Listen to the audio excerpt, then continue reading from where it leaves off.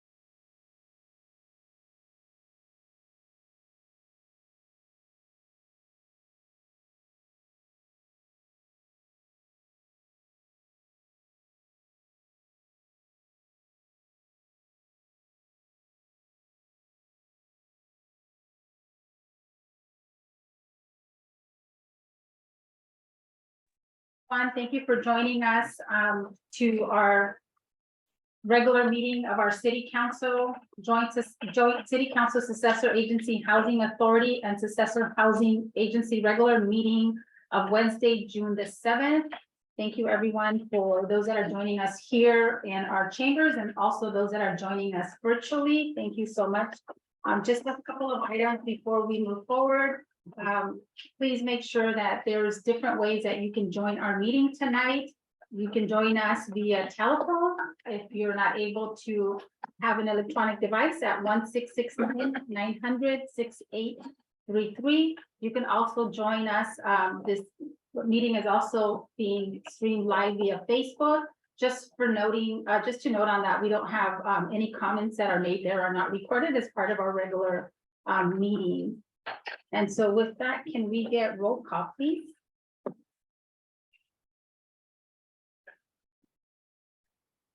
City Clerk, can we get roll call? And you know what, let me call this meeting to Here's her, Ana Velazquez, Here. Mayor Pro Tem Vice Chair Ben Menace. And then council member, agency member Alejandro Chavez, Here. council member, agency member Maria Correjo, Here. council member, agency member Fernando Rivera. Here. Okay, thank you. So we have a quorum, so we will move on to our next item on our agenda, and that's our pledge of allegiance. And we have our Soledad High School and JROTC to lead us, and that is part of the color guard. Color guard, attention. Color guard, present, colors. Okay, I pledge allegiance to the flag of the United States of America.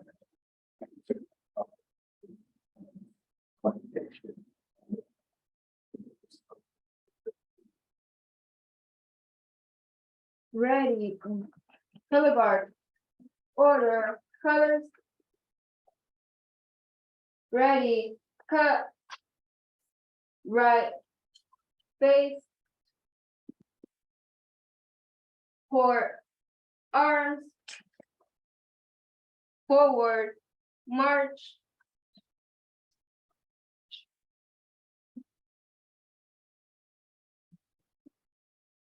thank you to our color guard. We do have some procedures that we need to make sure we adhere to when we have a color guard. So we'll move on to our next item on the agenda. This is additions or modifications to the agenda. Do we have any additions or modifications at this time? I think other than moving the number 5 item to last and switching item 6, number 5, so that we do the proclamations and certificate of achievements first, and then followed by the presentation from LAFCO. Thank you. Yeah, thank you. So we make sure that we have that under the council presentations.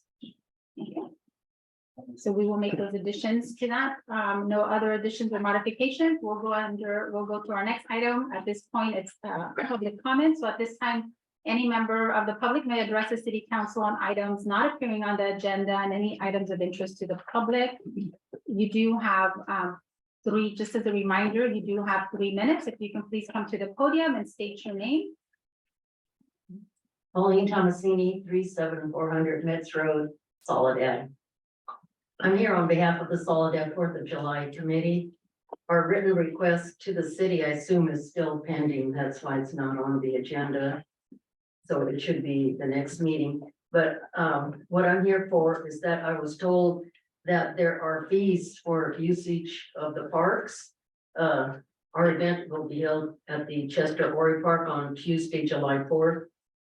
And we would be, I guess, charged for 3 days, one for setup, and then the day of the event, and then the day after for set down, for removal of the, mainly the food booths. I hope these fees will be waived when the presentation is formally presented at your next meeting. And then secondly, I submitted paperwork to hold another fundraiser for expenses, which was a sausage takeout barbecue on June 23rd. This is a last minute thought.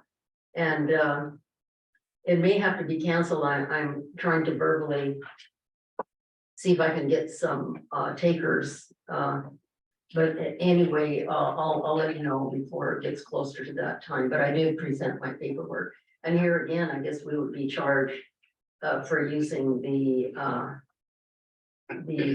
park, Ramos Park, next to the firehouse. So I just wanted to state about the fees is the main reason why I'm here, okay?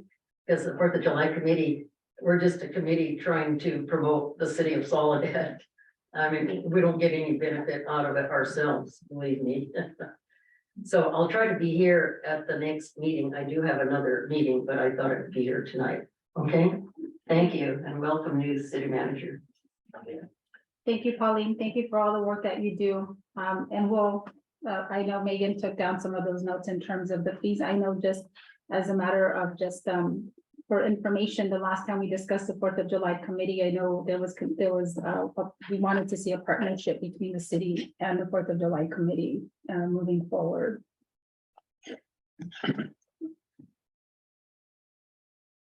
Any other comments from those that are joining us here in our chambers? Okay, then let me take it out to those that are joining us via Zoom. Do we have any public comments from anyone joining us via Zoom? Okay, and I don't see any hands raised, so we will go ahead and close the public comment. And we will move, so do we have any written public comments? There is no written public comments, so we'll move on then to our next item on our agenda. And at this time, we will move into council presentations.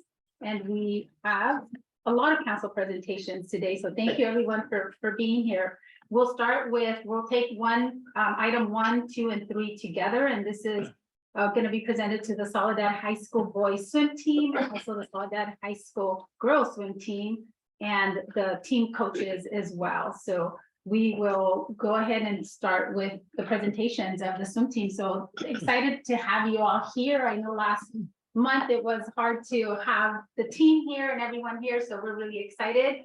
So we just wanted to take this opportunity as a city council to make sure that we presented a certificate of appreciation and also congratulations for all the great work, all the sportsmanship, your big win for the Soledad Aztecs swim team, boys and girls varsity swim team. So we'll go ahead and present. I'll start with the boys swim team.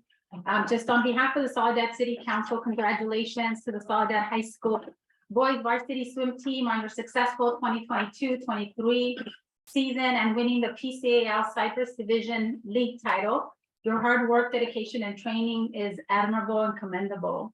The City of Soledad is honored to recognize each of you as part of the boys swim team as role models and superstars for the City of Soledad. So we're super excited to be able to present this. And there is a quote here from Michael Phelps, if you guys know who he is. You can't put a limit on anything. The more you dream, the farther you get. So we're super excited because you guys have taken the city so far with limitations in terms of not having your own swimming pool, and some of the accessibilities and transportation I heard was also an issue. So despite all of the obstacles and challenges, you guys were able to succeed, overcome, and come out as superstars and winners. And we're super excited to have you represent the City of Soledad. So we're really proud of you.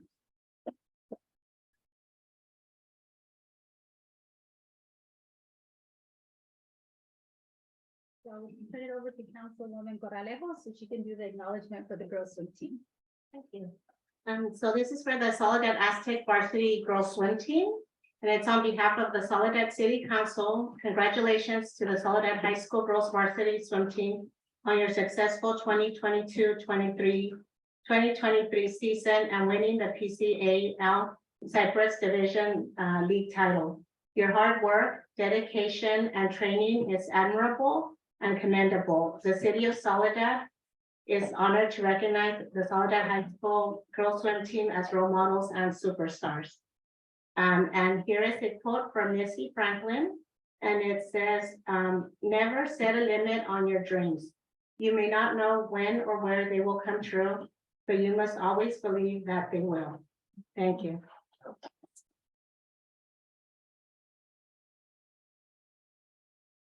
Now I will turn it over to Councilmember Chavez, who's going to help us do the acknowledgement of the coaches. So this certificate of appreciation is awarded to Jess Hogg, who is the head coach of the Soledad High School swim team. And on behalf of the Soledad City Council, congratulations on the successful 2022-2023 swim team championship season. Thank you for your leadership, your unwavering commitment to supporting our student athletes here in Soledad. And we sincerely appreciate your devotion, your dedication, your mentorship, and your wisdom.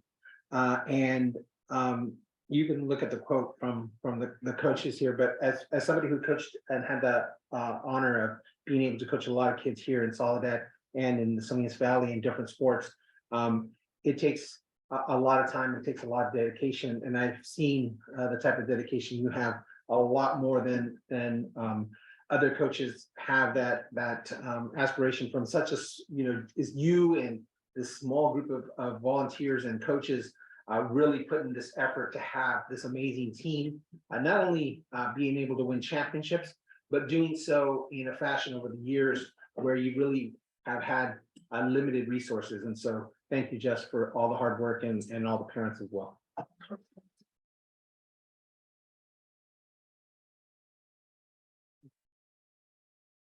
I have a certificate for Coach Bridget. Is, okay, I don't wanna butcher your last name, it's correct, okay.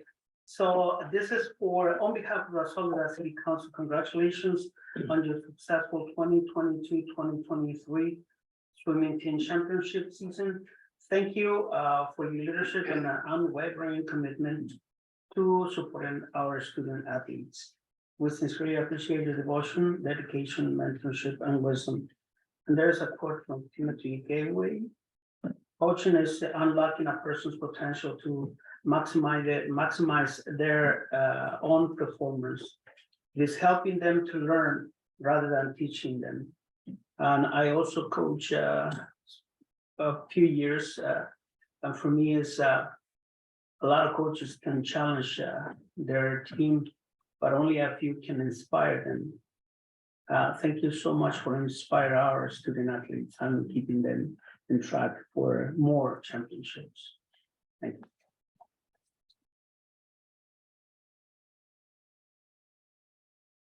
So at this time, what we'll do, and we want to present the certificates and then take a photo, but we do want to allow an opportunity if the coaches or one of the athletes wants to say a few words. I think it'd be pretty awesome if you're able, if you want to. I won't pressure anyone. Please, Coach. All right, well, I just want to thank you guys, for all of your support, this past year. At the beginning of the season, one of the main things that I talk about with the team is how community is so important to a championship program.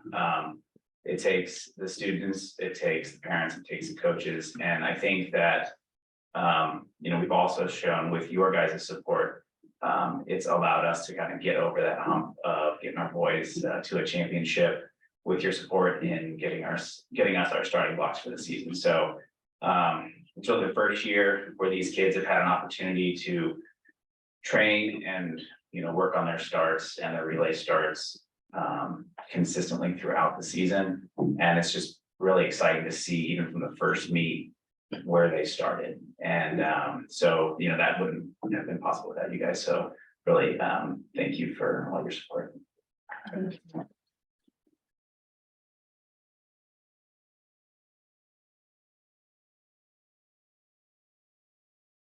Good evening. My name is Juan Duriel. I'm the captain of the boys varsity 2020 championship team. First of all, I want to thank you for this prestigious recognition. I also want to thank you for the collaboration that was you, the city council, the school board, the Soledad Mission Recreation, Coach Jess and Coach Bridget, the Soledad Booster Club, the parents and the swim teams for getting funds for the new swim blocks. Councilman Chavez and those of you who attended Soledad's first ever swim meet, thank you, and thank you again for this recognition and being a part of the collaboration that will be historic. Yeah.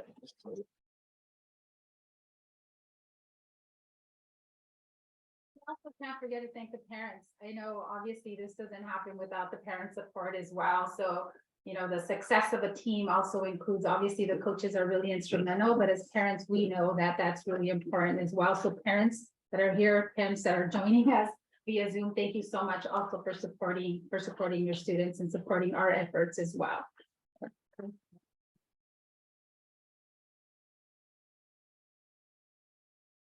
So we will pause for a few minutes so we can take a photo. If we can take a group photo and we can provide the certificates to both of the teams and the coaches. So we'll pause for a few minutes and then we'll come back to continue with our presentation under 4, 6, and then we'll go to 5.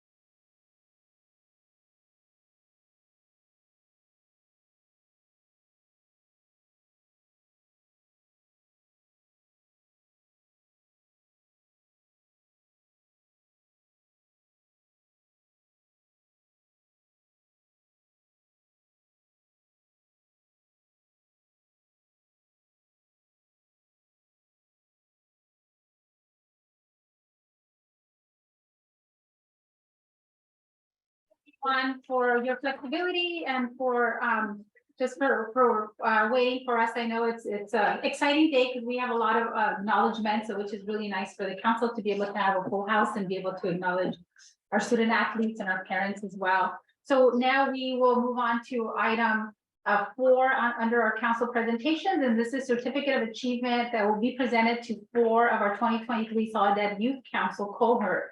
So we are really excited to be able to do this next recognition. So today we recognize the graduating seniors of the 2023 Soledad Youth Council cohort, and we take this moment to make sure that we thank you for all of your diligence and your commitment to amplifying the voices of our youth in the Soledad community. And also thank you for all your hard work. I know you obviously had a very successful accessible forum on Monday, and a lot of good data that was provided. A lot of work went into that. So just thank you so much for all you do also to make sure that all of the voices of youth in the city of Soledad are represented. So today we do have 4 awesome seniors, and we are going to go ahead and get started with our first senior, and we'll start with Councilwoman Corralejo, and then we'll work our way down.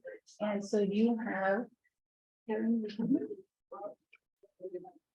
I have, I guess, the pleasure of having Karen Alfaro. A youth council member, we appreciate your efforts, Karen, during your senior year to participate in the youth council. Thank you for bringing a critical perspective.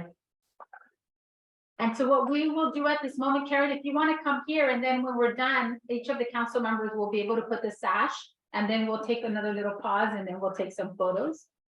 Okay, but if we can have you stand up here.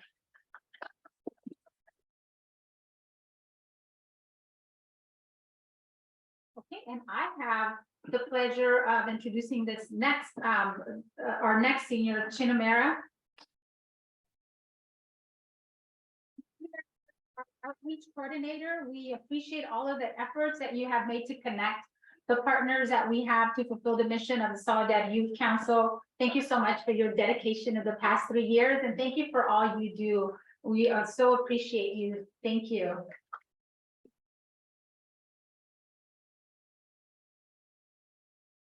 And I'd like to recognize Ayana Lee, who is a youth council member. Thank you for participating in this year's youth council, and we appreciate your investments and your thoughtfulness.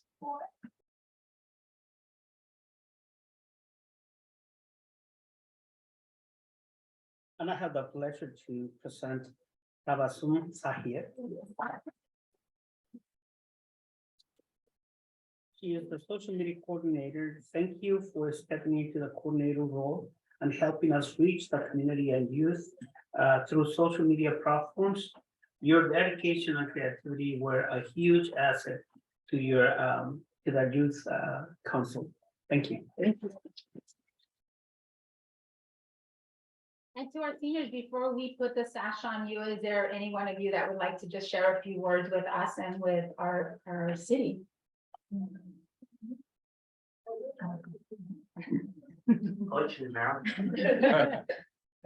I just wanted to thank everyone, especially Mr. Ibarra, for guiding us throughout our journey as SYC members.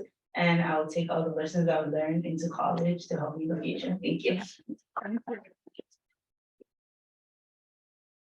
Well, we're super excited for all of you. Congratulations again on your next journey. I know that you guys are moving along to be able to continue the amazing work that you're doing here, to take all those skills and put them somewhere else. And then, it's our hope that you are able to come back to Soledad and be able to then invest more than what you have already to our city. So thank you. Thank you. I just have a couple words. I just want to thank all of you guys for such amazing work that you guys did, not only for the youth council, but everything else you guys do at the school and in this community. Valedictorian, we've got folks here that have done amazing things here in our community. We've got one amongst us here that, she's a junior, but now a senior and is graduating. And so, those are just amazing things to see here. This group of young women who really showcase what can be done in this community through hard work and your guys' dedication and your family's commitment to you guys as well. So thank you guys. Thank you.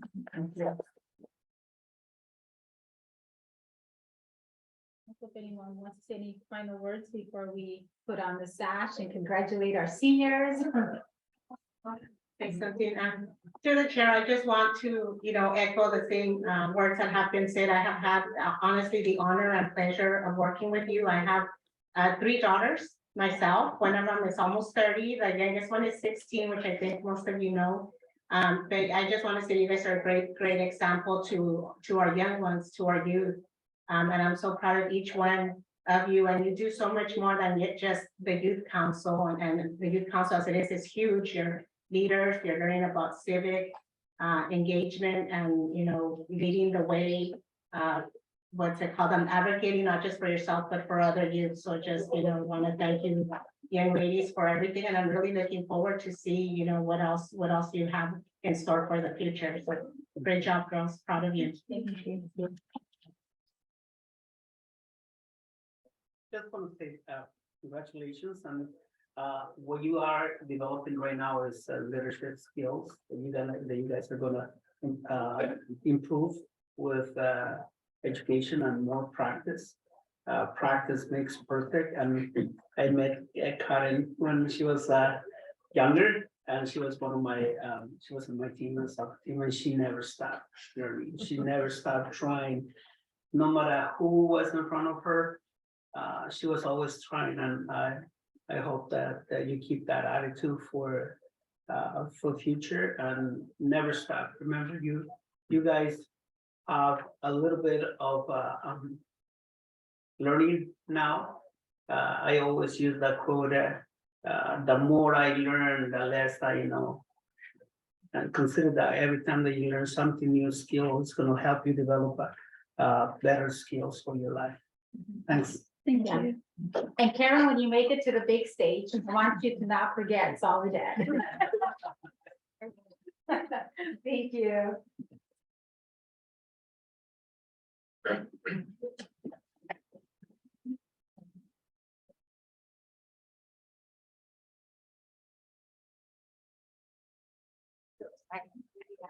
We can do them all together.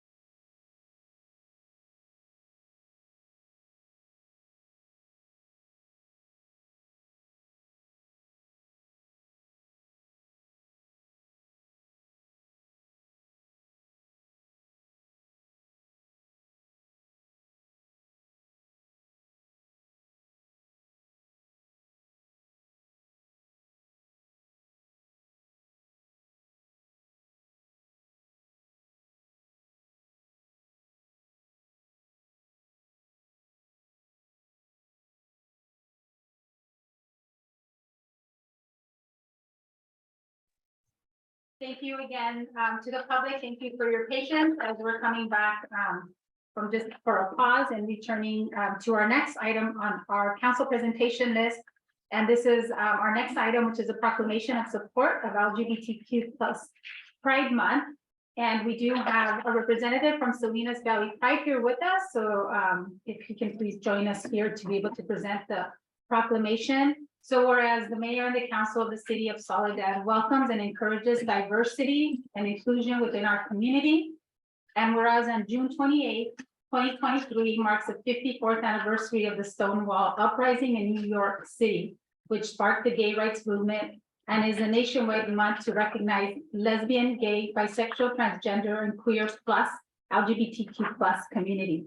And we're celebrating Pride Month raises awareness to provide support and advocacy for the LGBTQ plus community, and is an opportunity to become educated, engaged in dialogue, strengthen alliances, and build understandings. And whereas while there has been a remarkable progress toward acceptance and equality of members of the LGBTQ plus community, still continues to face discrimination, intolerance, and hate.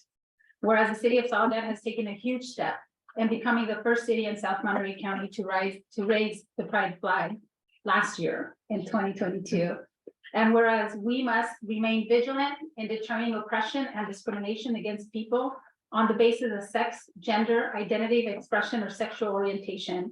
And whereas by protecting the rights of every individual, we enhance and strengthen the value of everyone throughout our entire society.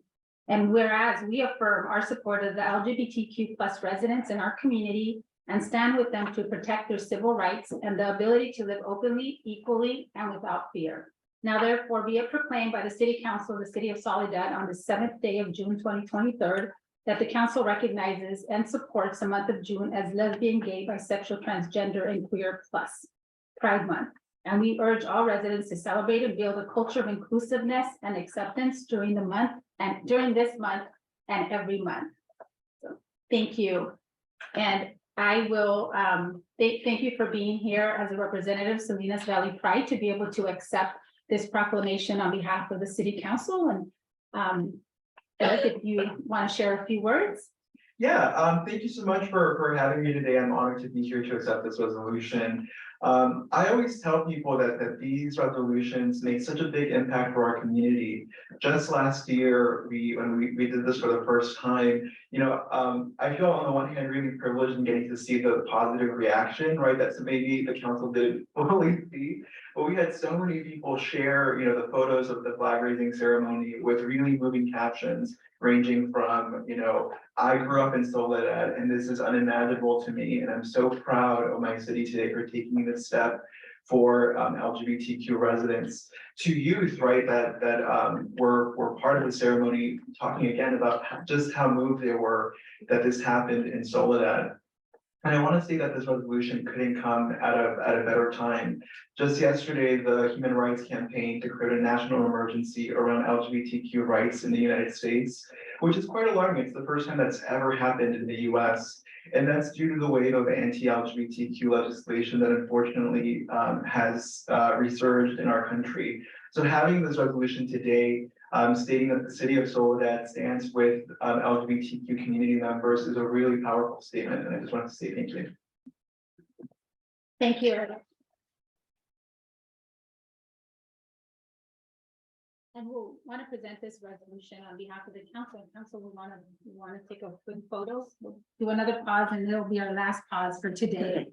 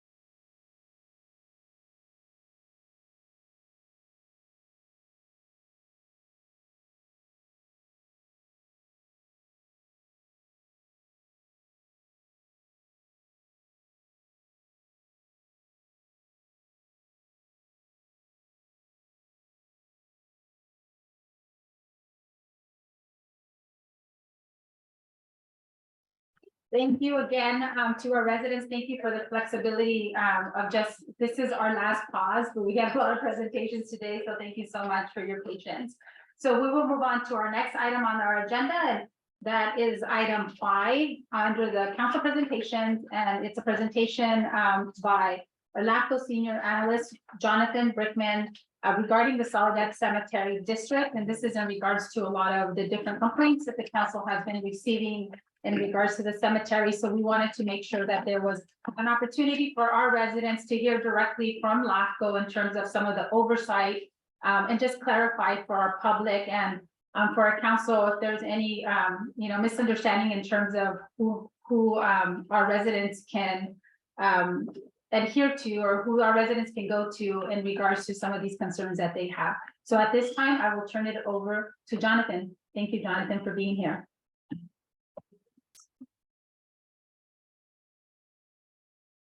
Share the presentation and we'll get started.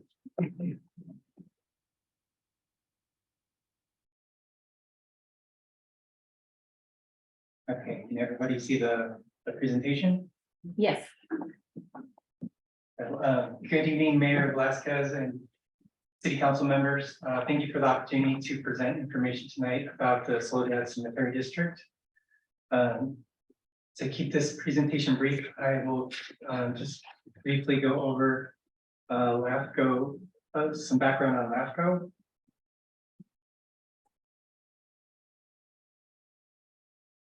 So why were LAFCOs created? The answer is for a mission to carry out to encourage the orderly formation of local government agencies, preserve agricultural land resources, and discourage urban sprawl, and encourage efficient delivery of government services. And what are some of the responsibilities of LAFCO? So those include to regulate boundaries of cities and special districts, to establish spheres of influence, which means an area where a local agency is expected to grow, and to conduct studies or reviews of local agencies' services. And just quickly about who serves on LAFCO. There are city members, county members, special district members, and public members who are selected and appointed by the other commissioners. And just an important note here that Mayor Velasquez serves on LAFCO as a city member.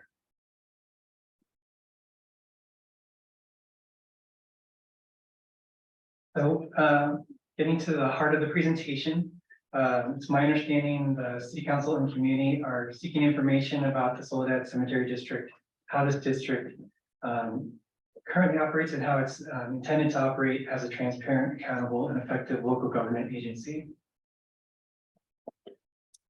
So just to share that in March of this year, LAFCO staff met with the Soledad Cemetery District Board after hearing about a number of concerns about their operations. And on that day in March, we shared these concerns with them, the transparency and the schedule for the trustees meeting, the vandalism of a grave marker or headstone, police calls for service to the cemetery, cemetery maintenance, cemetery plot organization and management. And we engaged with the Board of Trustees and tried to help them identify solutions to some of these issues. The Board of Trustees, they recognize the concerns. They also identified that they're facing a lack of administrative and financial staff and expertise. We encourage the Board of Trustees to meet with city staff to seek guidance in addressing these concerns. Since that meeting in March, the district board met April 14th here at City Hall. And then since that meeting, there have been 2 new trustees that have been appointed to the board to fill a vacancy and to replace a trustee who has resigned.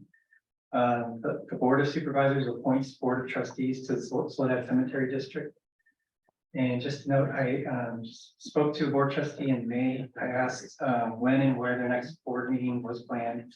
The board trustee said that they have not set a meeting time or location yet, but they're likely to meet in July.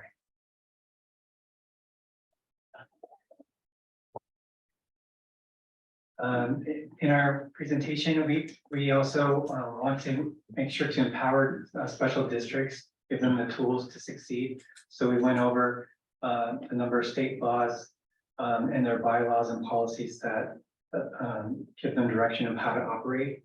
And tonight I just want to share a little bit more about LAFCO, our role. Our oversight of special districts is primarily through our studies of our review of their services. And as staff reported to the LAFCO Commission in May, we have prioritized this municipal service review for the Soledad Cemetery District, as well as the other 3 special districts that surrounds and are within Soledad. That includes the Soledad Healthcare District, the Soledad Recreation and Park District, and the Soledad Mission Fire Protection District. So that will be prioritized this fall. And there are other government agencies and laws that have other agencies that have oversight over special districts, including this cemetery district. For example, the Brown Act, which quoted the specific California government code here. That requires open meetings, posting meeting agendas. If the district has a website, the agenda must be posted 72 hours before the regular meeting. And how is that enforced? So enforcement is primarily either through criminal penalties, which are less common, or civil action, which is more common. The district attorney or any interested person may file a civil action. And the Brown Act gives the public agency an opportunity to cure and correct once a demand is provided. And then also a district attorney or any individual can provide a cease and desist letter on alleged past actions and practices in violation of the Brown Act. And there can be a resolution before going to court. It's called, it's a special district has an unconditional commitment to cease and desist and to comply with the Brown Act. And then for ethics and harassment training, there's a California government code that requires those types of trainings for board members. And the enforcement is that this law is directory, so there's no specific penalty for failing to complete the training. However, local agencies can use a number of techniques to encourage compliance. So in their own bylaws or policies, they can create a financial penalty where board members won't be compensated or reimbursed for expenses until the training is met. They can make it a condition of being appointed to other service appointees within the special district. They can also post the certificates once they complied on their website. So it's kind of self-regulating is the way to enforce the training. Also, similar to the training is the required 700 statements of economic interest that must be filed each year. And there is a state agency, the Fair Political Practices Commission, that has penalties for not filing those forms by board members. And then on the adopted annual budget, it is within the principal act governing cemetery districts to pass an annual budget. And audits are required by state law. And state law requires special districts to submit the regular audits that are either performed by the county auditor or their certified public accountant. And these audits are public documents and must be filed with the state controller's office and the county controller, auditor controller, and submitted to LAFCO. And then there's also another requirement for filing reports to the state controller's office. It's called the Special District Financial Transactions Report. Those are required within 7 months of close of the fiscal year. And the penalties depend on how much revenue the special district makes, but they range from $1,000 penalty to a $5,000 penalty for not providing those reports. And then just also want to show here the current trustee on the Soledad Cemetery District Board, their points of contact. And their terms. I'm here to help answer any questions, and that's the end of my presentation. Thank you. Thank you, Jonathan.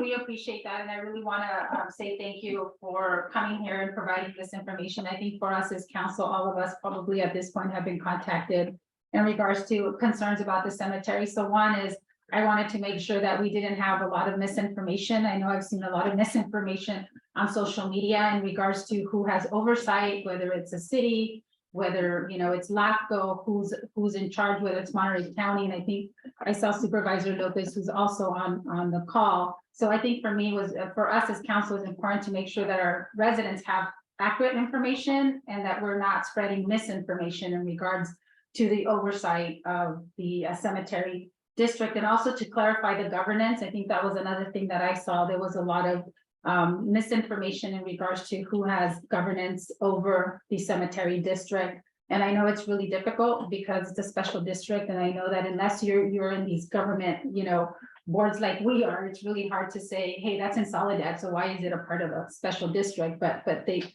is a special district.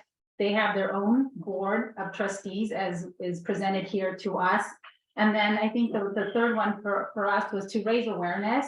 So our residents understood, you know, who are the board of trustees, who they can contact, how are they governed, and also they have bylaws as well. And they do have to adhere to some of those Brown Acts, and there has to be those public open meetings so that our residents understand that they do have to have public open meetings. They do have to be posting their agendas. In terms of the financials, those are part of, we are going to be discussing our budget tonight, and it's the same process with those boards as well, that they have to do the same. I understand that they're not paid, but they do, once they submit their application, they do, you know, they do pledge to be able to adhere to all of the regulatory provisions within that board. So I think it's really important. And the information that you brought for us today, this is public information. So our public has a right to know who are the board of trustees, how they can be contacted, and making sure that they have direct contacts for those board of trustees. So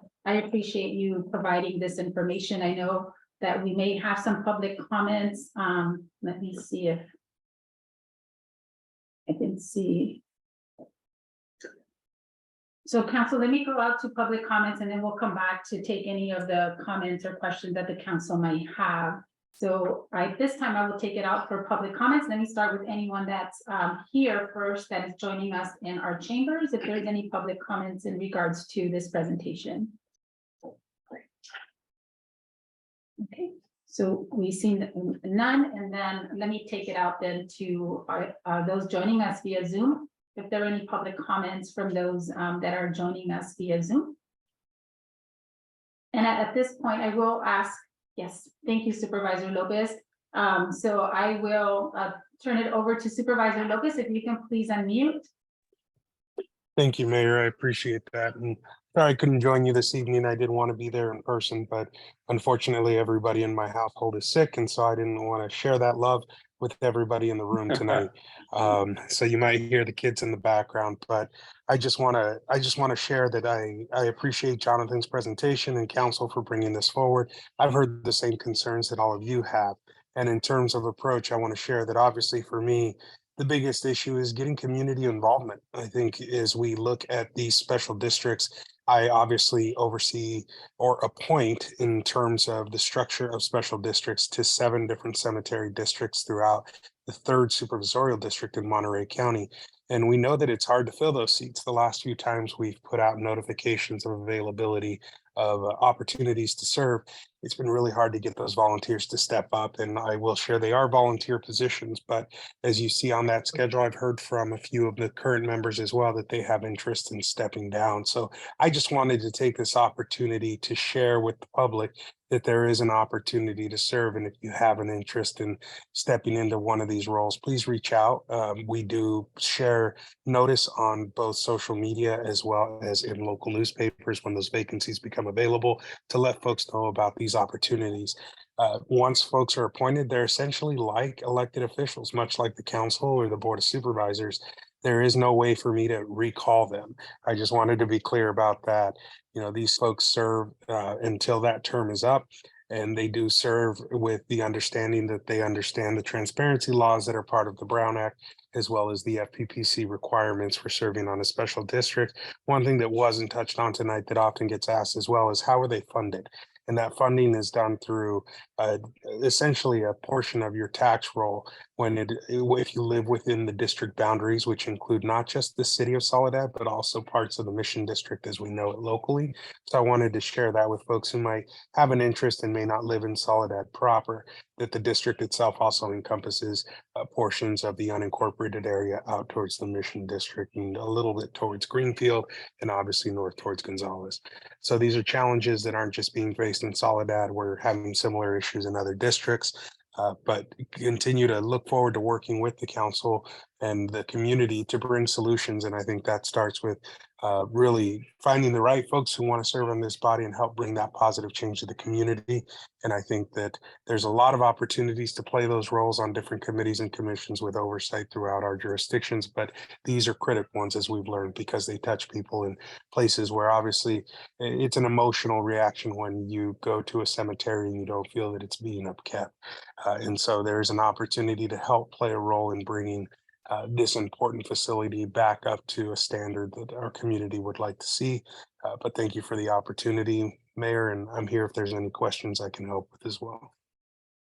Thank you, Supervisor Lopez, and I hope that your family is doing well and gets better soon.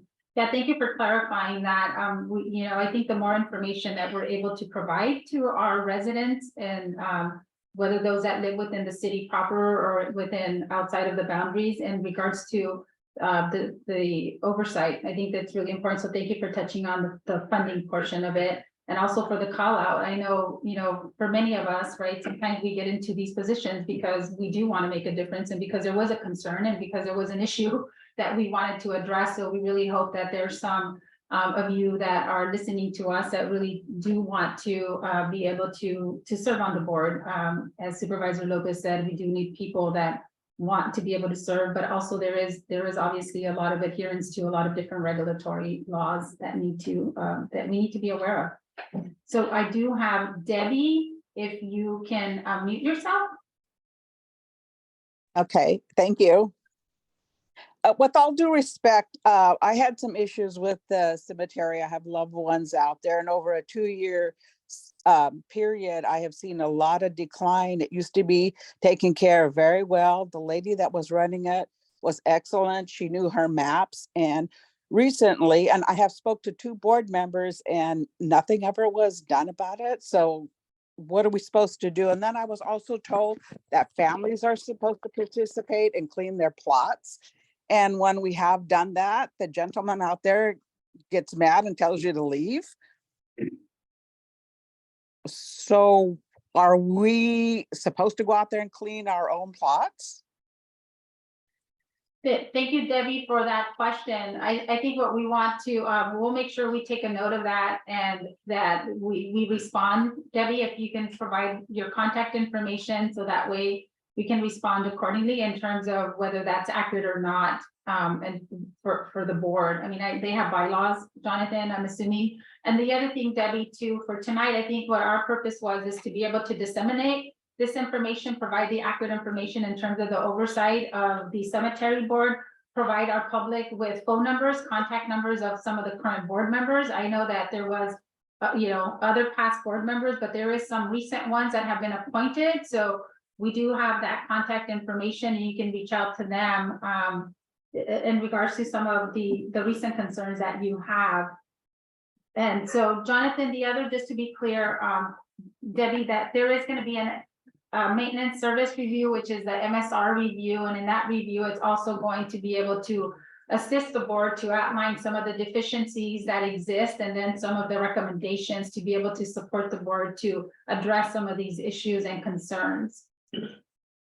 Because the way the cemetery looks now is very disrespectful to the dead people that you have out there. I'm sorry, but it's really disrespectful to go out there and see it in such, I mean, I've been to that cemetery my whole life with loved ones, and this is the worst it's ever looked. And like I said, I did reach out to 2 of the board members and nothing was done, and 2 of them are currently on your list right now. Yeah. So that's Debbie, my yeah. concern. Yeah, thank you for that concern. So, your concern is noted, and, again, there's the other list, so you might want to reach out to the other new board members as well. Thank you. Okay, and And also so, I had, Debbie, so we only Yes. have 3 minutes. I apologize. I know this, it's a public comment, but I want to respect that we do have 3 minutes for each person. If you would like to give us your contact information, and we can pass that on to Jonathan, and he can pass that on to the board members. I'd appreciate that. Thank you. Okay, yeah, if you can put it in the chat, Debbie, that would be great. Thank you. Okay, and then we have Frank Corralejo. You can mute yourself, and we do have 3 minutes. Yeah, can you hear me? I won't take long. Yes. So I guess I was gonna ask the LAFCO guy, is there any possible way to probably maybe help them get a stipend, the board members that sit on that board, maybe give them some incentive and maybe some assistance to change the rules? Because like if you go to a cemetery in like Salinas, like you pull up to some of those places and they're really clean. And like as Debbie was saying, you can't walk just, on to the cemetery in Soledad. We went out there before, and like I can go see my grandmother's grave, but I can't like, move stuff around. It's just kind of funny, I guess, if you could just maybe assist them to change the rules and make it easier, like, other cemeteries are, like up towards in Salinas, like I'm saying, you pull up there and they're really nice and they just look really good. I would just like, just like it to look better, if there's any way just to give them some kind of incentive to do more and coach them on how to maybe just twist the rules a little bit so that the cemetery can be cleaner. I have a lot of family there too. I have my great grandma, my great grandpa, my grandma, my aunt, my grandpa, cousins, uncles. So yeah, that's the only question I have, like if there's any possible solution for that. Thank you. Thank you. So that was noted. And again, just to clarify, there is a MSR that's going to be done by LAFCO, and just to clarify for our residents as well, that there's governance structures, and LAFCO, although they can do a MSR and make recommendations, it really is the board that it has to adhere to some of those regulations and provisions that they have. As Jonathan said, there's other alternatives if that's not happening, right? District attorneys and other things that can happen, and but that's a different process. So Jonathan, I'll turn it over. Well, before we go, there's no other comments from the public. I'll bring it back to the council. So if there's any comments, questions for Jonathan, and then we'll go ahead and wrap up our presentation. Okay. Councilmember Chavez? Through the chair. So I appreciate the presentation, but I still, trying to understand the schedule of the meetings. I'm not sure if LAFCO would help with putting together a schedule, or if there's a schedule that could be published. Location of where they meet, times of when they meet. And I know that they're talking about possibly meeting in July. So obviously that, if that's the conversation that's happening, I don't think there's a schedule, but I'm wondering if LAFCO can help with that. We don't have in the presentation what the bylaws say as far as how many members there are. Currently, we have these 5 members. And then the last thing is, as far as the budget's concerned, I know that you're looking at an MSR review, but as far as the budget, what is the budget, the annual budget? How many staff members are there? So just so that the public could have all this information, I think that would be very beneficial in a presentation like this, so that folks can at least have that piece to it. Because it makes it really difficult when we have the public asking all these questions and they're still asking the same questions, not understanding exactly what it is. And I think if we could have that information put out to the public, because if the Soledad Cemetery District is unable to do so, in part because of the budgetary issues, or in part because they don't have the staff to be able to do that, I'm wondering if LAFCO could help with that part of it. Thank you, Councilmember Chavez, for that, and I know that there is bylaws, and so I will turn it over to Jonathan if you want to respond to some of those. So it is unfortunate the district does not currently have a website. I will say that on LAFCO's website, we have a section of studies and maps of districts. So they're the 2015 municipal service review for Soledad Cemetery District. So at least in 2015, we know that I believe it was one full-time caretaker and one part-time grounds keeper. That the revenues were approximately 130,000. And the expenditures were about the same 130,000. So in terms of doing the updated study, we'll have new information to provide. Okay. At that time. I hope that addressed a lot of those questions, but I know you got more about when the meetings were going to occur. I would imagine when the district board meets, they'll talk about a number of these issues. But having a website is one of those things that is now a requirement in California. And unless there's a resolution of hardship, which is hard to really justify nowadays. Boards in the future will hopefully be posted on their new website. Okay, and in the meantime, Jonathan, is there a way, I know LAFCO doesn't oversee this, but is there a way that, there could be some, and I'm not looking for an incentive, I'm just wondering if there's a possibility of that technical skill level of being able to assist them to set up that website, or at least recommend somebody or something where that could be a possibility, because the cost of one isn't a huge amount all the time, but just wondering about that, Jonathan. Yes, part of the information we shared with them in March included information about companies that provide, a company that provides website platforms for special districts and has a discount for smaller special districts. Thank you. Thank you. Councilmember Cabrera? Yes, thank you so much for all the information that you have and everybody to contribute to this. I do have a couple of questions. Most of the complaints that I heard, or the comments that I heard about the cemetery basically come down to there is a rule that I cannot do this, why and who can I talk to? Because at the end, people go there on Sunday or Saturday and they want to do something to their loved ones that are buried there, and they're not allowed to do it. So when that happens, I remember listening to one of the ladies that her son came from Los Angeles all the way here to do something, and he was not able to do it. In that case, he has to wait for a month, maybe two, so that the board can meet, and I don't see that there.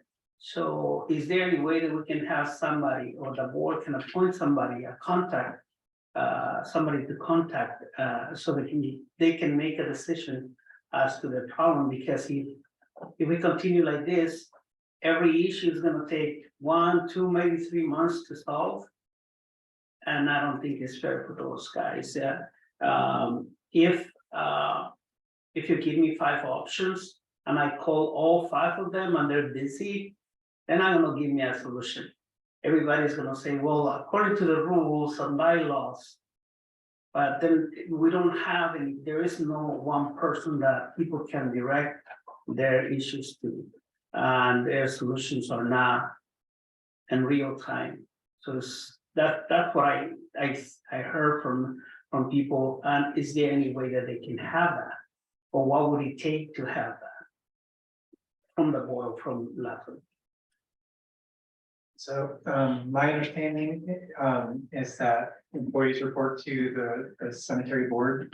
So if it's a point of policy, the board in their bylaws has authority over the cemetery. So they're the ones in charge of how the cemetery is run. And they set the policy and staff carries out the policy. But you see, that's what I mean. So if I ask for, is there anybody that can directly solve these problems? The issue is forward to the board, and the board has bylaws, and the bylaws have this. So you see that the pattern, that's what people get. And they don't usually get their solutions.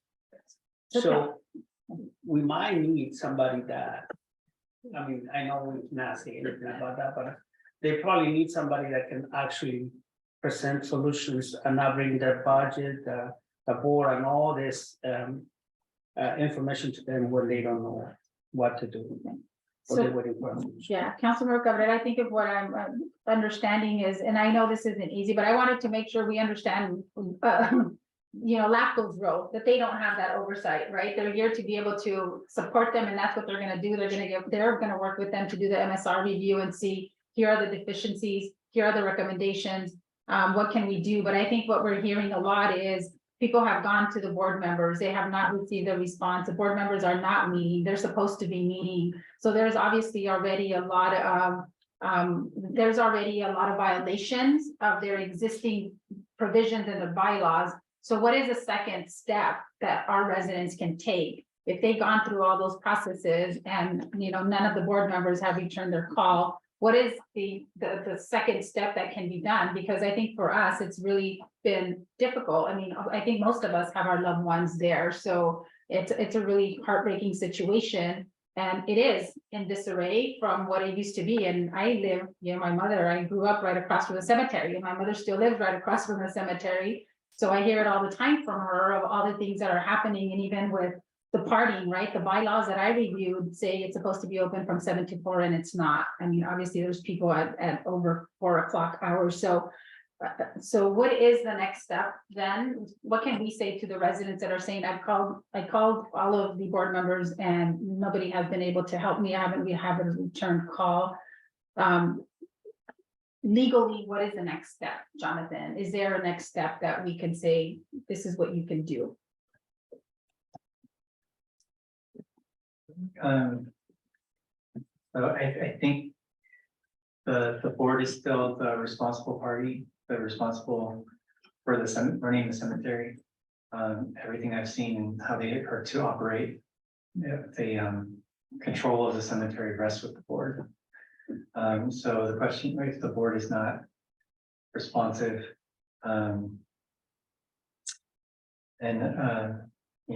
it's back to what laws do they operate under? They operate under the Brown Act, so the public can go to their meetings.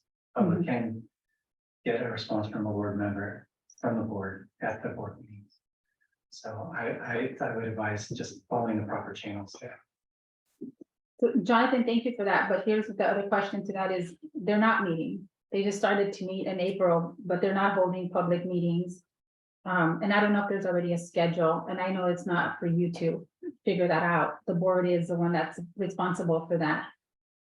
But if there's already violation of bylaws, it's just looking at what is the next step.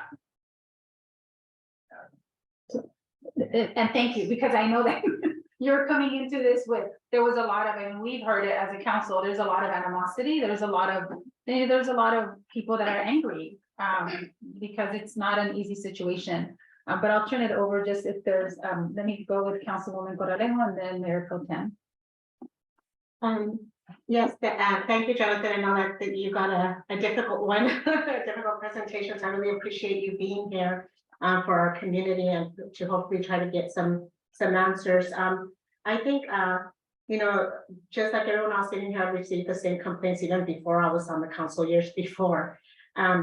So what I'm hearing though, even from your presentation, is that the Board of Trustees, it sounds like they're asking for help. They said, I think you mentioned that they needed help with, I guess they had a lack of administration, or they didn't have sufficient people or something to that extent. So what's it called? It makes me think that, that they do want to do good, for our people. However, one of the things that I'm thinking, and I don't know again if this is a LAFCO thing or not, but I'm thinking, it probably just has to do with the whole, what's it called? The whole structure. It doesn't sound like there's too much structure. We're probably getting people that mean well, that want to make a difference, as was brought up earlier, but once they're there, they don't know they don't know what is the next step. It sounds like there's even confusion among themselves. So, and again, I'm not sure exactly what the oversight is, but I would really love to see, real outreach done to, hopefully future trustees. And then once we do find them that they're interested, maybe have like a workshop or some kind of training, even if it's online. And then besides the training, also once they're on board, doing onboarding. Because they might mean well, they might be well intentioned, but if they don't know, what they signed up for, they don't know the commitment, they don't know the laws, the rules, the bylaws. I really feel that would help a lot, because from what I see, it seems that there's confusion even with them, and it's pouring out. Also, I did want to make a point. I know this Friday, I saw some youth out there cleaning. I don't know if they were high school kids, maybe high school children doing their community hours. That was great to see.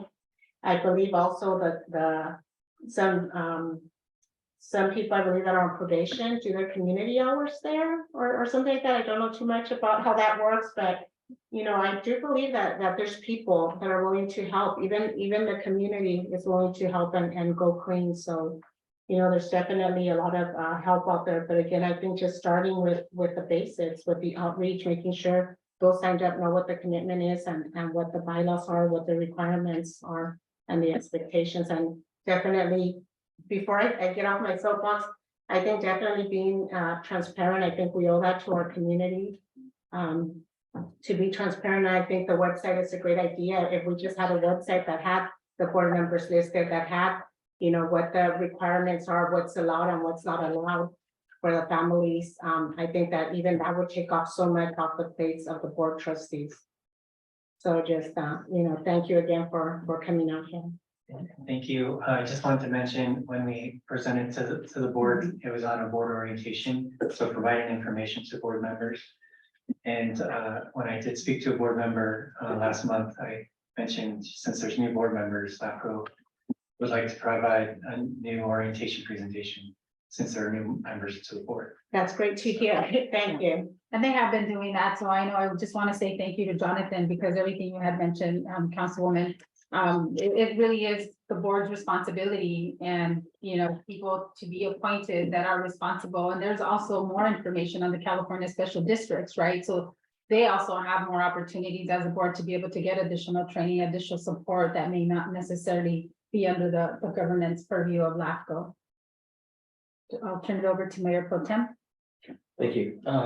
Jonathan, appreciate you being here and, being the representative to follow the sword for the cemetery district and all the complaints that we have, but we've had a bunch of them and you've heard them all, and I won't go over all of them again. I'll just be right to the point. Previously I sat on a special district, the Rec Mission District, I sat on that, and we had a contracted administration, administrator or lawyer to help us with the issues and put together the agendas, those type of things. I don't know if that's occurring with the present board, with the cemetery board, and do they have an administrator assisting them? My understanding is that they do not have a current administrator. All right. Second question is then, with that said, I had an opportunity to also go out there like the others. I have relatives out there as well. I go out there and I clean, we clean, and before, after they leave, off the staff leave, had an opportunity to talk to staff and look at and this really happened, that my mother-in-law was gonna get buried. The hole was all prepared and stuff, and it's the wrong spot. That's not yours. So what do you mean that's not yours? They said, well, so I said, can you show us what you have? They had not maps, they had drawings of where the plots were. And said, well, you guys have a computer there, why aren't you using it? Why isn't, we don't have any training, no one's trained us. And so I know, and I talked to Supervisor Lopez about this as well, and I know he's into technology and all, being on the cutting edge of that type of information. There's a lack of administrative support for this board. Secondly, is getting that board to meet. Unfortunately, it's been let go, and as a result, that's why we're here now. It's because the community's fed up with seeing their loved ones, and they can't even go, they're trying to take care of it themselves. and they can't do that. And not understanding the rules, we understand the one portion, you can't put stuff upright because in the lawnmowers come through. But on the older section, they have the taller ones, and you can do stuff there. So, you know, depending on where your loved ones are buried, there's restrictions. And then having that information, having a website that's available that people can understand what the rules are is important.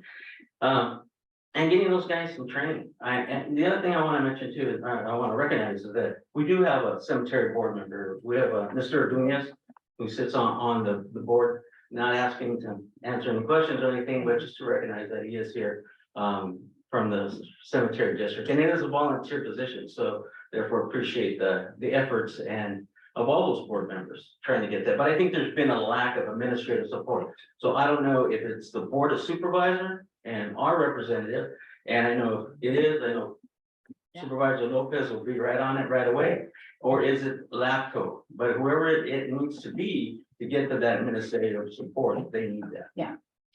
And so I'm just gonna respond to that because I'm the representative on that board, and Well, so, I wasn't done yet. okay, go ahead. So, do we have a plan? Is there a plan in place for training? Is there a plan to get them administrative support, and is there a timeline? I apologize, I did not attend the April meeting. That was their most recent meeting for the Soledad Cemetery District. I don't know what was discussed at that meeting. But when LAFCO staff, when we met with them in March, they did not have an administrator. We suggested reaching out to the city because the city has professionally staffed employees, know about the rules, know about administration, may have some advice, a path forward, give some guidance to the district on getting that administrative support that's so needed. I don't believe that a meeting has occurred between the district and the city on getting guidance. But that was our recommendation to the board in March. And I don't know if any progress is going in that direction, but that was the advice that LAFCO gave the cemetery district board in March. And I just don't know where that's headed at the current time. Yeah, thank you for that. And so just to be clear again, so LAFCO, because I thought LAFCO did have more oversight, and LAFCO can make recommendations. They can't force the board to get an administrator. They can't force the board to do some of these other items that we're hearing from. So I just want to be clear that this council understands that. I wanted to make sure that there's clarity and that there's, that we don't give misinformation in terms of what LAFCO does or doesn't do and what authority we have. And I am the representative of LAFCO, as Jonathan mentioned, and I know the reason why they actually had a board orientation was because I brought this to Jonathan and I asked Jonathan to support of how can we, what does the LAFCO board need to, what is the LAFCO's board responsibility to be able to support the board because of the multiple complaints that we have had. And for that specific reason, LAFCO scheduled that board training with the current board members. Obviously, at that time, there was less board members. There's some new board members, and thank you, Mr. John Ordonez, for being here. Thank you for recognizing him. I didn't want to point it out because this is not an opportunity for people to make questions or ask questions of the board members, right? This was an opportunity for our community to be able to hear some of the oversight, some of the governance structure, and then also for us to be able to share the information in terms of what has been done already to support the board members to continue to ensure that they're, that they're addressing some of the concerns that our residents have in the city of Soledad, because we had a lot of them come to this council meeting the last month or 2 weeks ago, and we wanted to make sure that we're addressing that. I do see that I am going to allow, I know typically we don't go back to public comments because we've closed public comments, but Supervisor Lopez, since he has more information in terms of the appointments that are made through the county, I do see his hand up. So if it's okay, Mike, can I go ahead and allow him to do that? I just want to make sure, because I want to make sure that our meetings are transparent and that we're affording everybody the same equal treatment. But given that this is a very heavy subject, and I'm just gonna get this last comment, and then I want to wrap it up. It is going to be 7:30 already, and I know it was supposed to be a 10-minute presentation, Jonathan. But Supervisor Lopez, your hand is up if you can unmute. Yeah, I think I just wanted to address Pro Tem Jimenez's comment there about administration. There have been conversations amongst the current Board of Trustees there about creating that administrator position. One of the current members of the board does have an extended history as an administrator of a special district out on the coast. And so there is the understanding that that's what the district needs moving forward. How that's structured and paid for, I think, is part of the challenge. So I think that's what's spurring the conversation perhaps that they're hoping to have with other local governments, perhaps the city. But just wanted to share that that is something that they are working on and planning. Thank you, Supervisor Lopez. So with that, then, Jonathan, thank you so much for being here. I really appreciate you taking all of the comments from the council and our public in terms of just some of the issues. And as you see, obviously, this is a very personal issue for many of us because our loved ones are buried there. And as much as we want to support the board, we're here for that. And thank you for LAFCO for supporting them. I will, once the MSR is completed, then if that's a document we can share with the rest of the council so they can see some of those outcomes as well. We'll make sure that that's provided to them. And in the meantime, we'll continue to work to ensure that any support that we can provide, but with the understanding that there is a board and the board has the oversight and the board has the responsibility and the obligation. Thank you. And so, Mr. Ordonez, I want to make sure we are clear, just give me some direction, because we did close the public comments. I had asked for public comments at that time. I will give you 2 minutes if you want to come and say a public comment, and then we're going to close it off so we can move forward. I'm John Ordonez, my home resident of Saltman, and I served in the cemetery board years back. And I was recently appointed to the board. At the time I was on board in the past, the cemetery years back was looking good. We had a girl there named Ramona. She was a caretaker and things were really great. And then she went out. And I'm not gonna say it's the caretaker's fault or what. But I spoke to you, when it was Memorial Day, and I even told you, oh, I couldn't believe the cemetery looked that bad. Because my dad was a caretaker there in 80 to 85, and I always followed the Soledad Cemetery. And in 50 years, this is the only time it's ever been like this. So I just was reappointed to the board. I have yet to come to a new meeting with the new rest of the board. And I got to work with them and also with the caretaker. So next year, this won't happen again. Because like my dad was a veteran, he was in World War II. There's a lot of vets there, and Memorial Day, that's like a slap in the face to our local vets for it to be like that. So one thing I think that has hurt us is, I remember one time Chris Lopez asked me years back, how are things going in the board? I told Chris, out of our 6 meetings, we had 4, we didn't have a quorum, it was just me and one person. So we need youth and we need other people to try to put in for board positions. So I'd like to thank you very much, Mayor Velazquez, and the members of the city council for giving me these the opportunity to speak to you. And if you have any ideas, I would appreciate it, or any people that want to put in. Thank you. Thank you for your service, John, and thank you for being part of the board. So that's a call out. We're going to wrap this up. But again, I think if anyone is interested, they need good people on the board to be able to make sure that it continues to be a board as it used to be, right? Where we had attention to the cemetery. So thank you. We will close that. We'll close that portion and we'll move on to our next item. Jonathan, again, thank you for being here. Appreciate it. So we'll move on now, council, to our consent calendar. And so today we have 11 items on our consent calendar. And so at this time, I will ask any members of the council if there is any members that would like to pull an item from the consent calendar. And I just have one item I'd like to pull for comments. I'd like to pull C5 for comments, please. C4.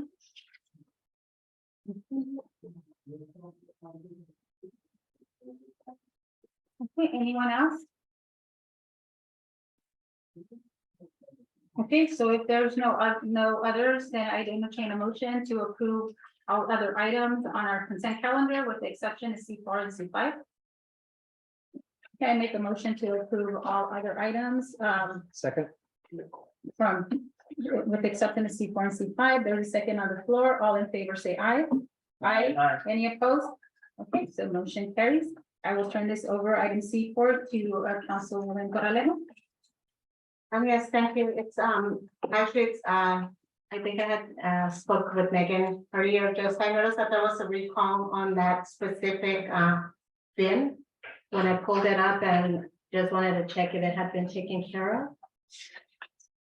Yeah, I neglected to let our Public Works Director know that, so I apologize. We didn't have a chance to connect after you let us know, but we will definitely follow up and make sure that it's that they do the corrective action with the recall. Okay, thank you. Yeah, it was something minor, but obviously something I could turn into a hazard. Yeah, absolutely. Yeah, okay, yeah, I'm fine as long as that recall gets taken care of. Yeah, and I see our Public Works Director nodding, so. We'll ground it until the recall is taken care of. Just safety. Thanks for letting us know. Yeah. Sure, you're welcome. So on that note, then we can approve it with the condition that until the recall is taken care of, it moves forward. Yes. Okay, perfect. Okay, thank you for that. And I have item C-5. And so I just have a clarification on this one, on the cost of living adjustment salary for the executive management position. So it has a public works director and the executive director and the economic development director that weren't included in the comp study salary completed in 2022. So the adjustment is 7.87%. It's going to be effective 2023. Now, my question is, I mean, the other cost of living increase has been at 3.5% for all of kind of across the board. So is this a one-time 7.87% adjustment, or is it over a 3-year period? No, for those positions, it's a one-time adjustment only. What happened is that we have had 2 vacant engineering positions for a long time, so there was a salary study done. And as we're proposing to readjust everything from the assistant engineer all the way to the top, it forces us to also elevate the director of public works position because of compaction. So by elevating the lowest, from the assistant engineer upward, it created a need to adjust the public works director salary. And because that one's pegged to the community and economic development position, we had to raise both of those. And so those are going to receive a one-time kind of market rate adjustment. And then in the future, it'll be a typical COLA. Okay, so Megan, just to clarify then, I mean, because it is a hefty adjustment, 7.87%. I know we have that money in the budget, but so once we do this, and I know we've gone through different, reiterations of the compaction item, but once we do it now, it's not going to come back to us next. When is this coming back to us for anything that is significant like this? Yeah, this should be the only time. We are going to be doing a salary study, which may affect others, but because again, we've had a vacancy of the associate engineer for over a year because we're not competitive in the market, we needed to kind of adjust that. So it's a one-time only. So they kind of benefited from, we're ahead of the game in adjusting those salaries to market. Okay, thank you. Then my last question, because we did complete that Bryce comp salary study in 2022. So when we do a comp study, how long is that effective? So I'm sure we're not doing one every year to be able to adjust the salary rate. So if we did in 2022, those salary rates are effective for what time period? Well, I think what we did is we knew it was a little old, so we compared it because, conceivably there were other COLA adjustments made, But instead of, it could have been even more to raise those salaries if we looked across the Salinas Valley and the salaries to make sure that the recommendation was still consistent for today. So that's why we didn't really recommend much more than what they had settled on. If that makes sense. So we won't be doing another salary adjustment until, Yeah, other than the typical COLAs, this would, okay, yeah. okay. Yeah, I think, We kind of brought everyone up to what is market today, if that makes sense. okay, so we don't have to do this again. Yeah. Okay, thank you, but I just wanted clarification on that item. So I move to approve item C-5. Oh, so we have, C-4 and C, you Yeah. can see that -4 and 5 together. okay. So there's a motion to approve C-5 and C-4 and C-5. Okay, so I need a motion made. So C4 and C5 together. C4 with the recommendation. C4 with the recommendation and then C5. You want to make a motion? I thought. No, Did you do? I thought you did it. He seconded. No, yeah, so go ahead. I'll make a motion for C4 and C5. And then it's second by Councilmember Cabrera. Yes, we need to make a motion first. Okay, so all in favor, say aye. Aye. Any opposed? Okay, so motion carries. We'll move on to our next item on our agenda. And now this is new business. So we have item B-1, and this is resolution number SA 2023-01. A joint resolution of the City Council of the City of Soledad and the successor agency of the Soledad Redevelopment Agency, accepting and approving the 23-24 fiscal year proposed budget and approving and/or directing implementation of other budget-related actions. I will turn this over to Mike Howard.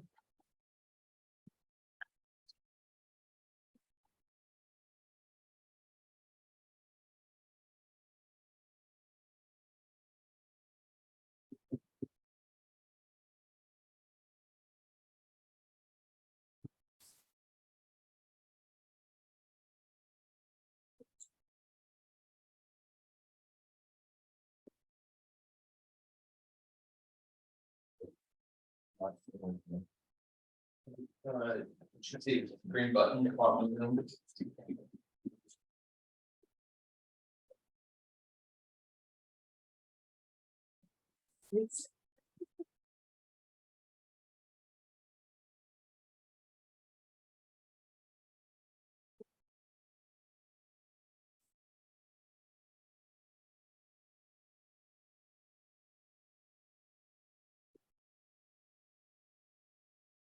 Okay, good evening, Mayor and members of the council.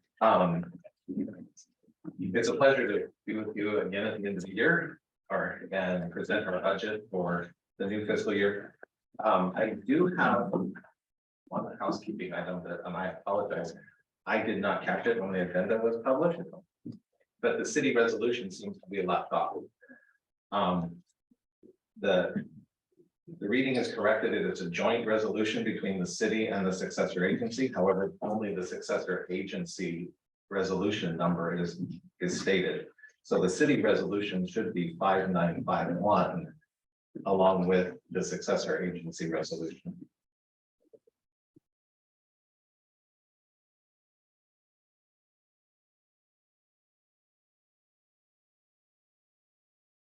Thank you for that.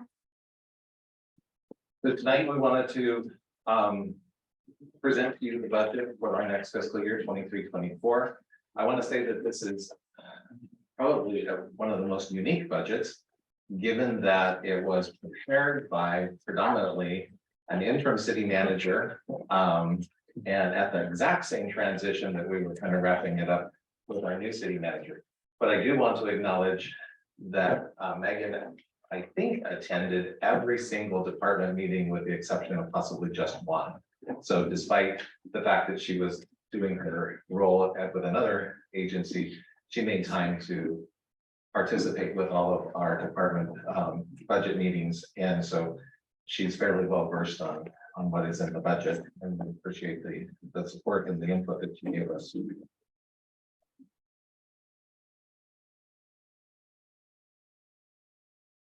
Okay, so I'm gonna go through this really quick. So slow me down if I get going too fast. So it's still happening in Soledad. I mean, the current year for this current next budget cycle, our total operating budget of all funds is a $44 million operating budget. We are still in alignment with the current goals that have been adopted by the city council, acknowledging the fact that we know that a goal session will be coming fairly soon. And if we need to make some realignments, then we'll do that at mid-year. Wanted to highlight a couple of things before we get into the budget. That some of the things that we're facing in the future is some revenue slowdowns.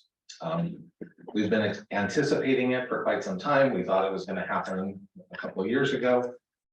But for the first time, when we've met with our HDL consultants, they have actually now projected a slowdown in sales tax. Not dramatically, it'll be pretty flat, but we are still looking at a potential slowdown. So we're not looking at large increases as we've seen in the past. We're looking at just modest increases in property taxes as we see the housing market start to slow down a little bit. You know, we're not seeing the same inflated prices that were going on. So we're starting to see a slowdown in the housing market. So we're anticipating property taxes to remain flat. We have had salary savings from unanticipated revenue places, as well as some stronger short-term. We have some looming costs ahead of us in the long term, and we'll fight with some of those. Inflation continues to outpace our revenues, so we are still faced with some high inflation. And funding has been limited for future projects, but we will work with what we have to move forward. Another risk of the budget is the expiration of Measure Y. Measure Y today represents 17% of our total general fund revenue. So that's become a significant revenue source, and it expires in 2023. You've heard me say that in the past. Just want to make sure that we're all aware. The clock is ticking, and it's going to be here before we know it. And decreased population is causing us to, we have a couple of our revenue sources that are actually tied to our total population, which includes the prison population. And as the prison population declines, we're seeing reductions in our highway user tax, which is our gas tax, and our VLF tax, because both of those revenue sources are tied to total population, which includes the prison.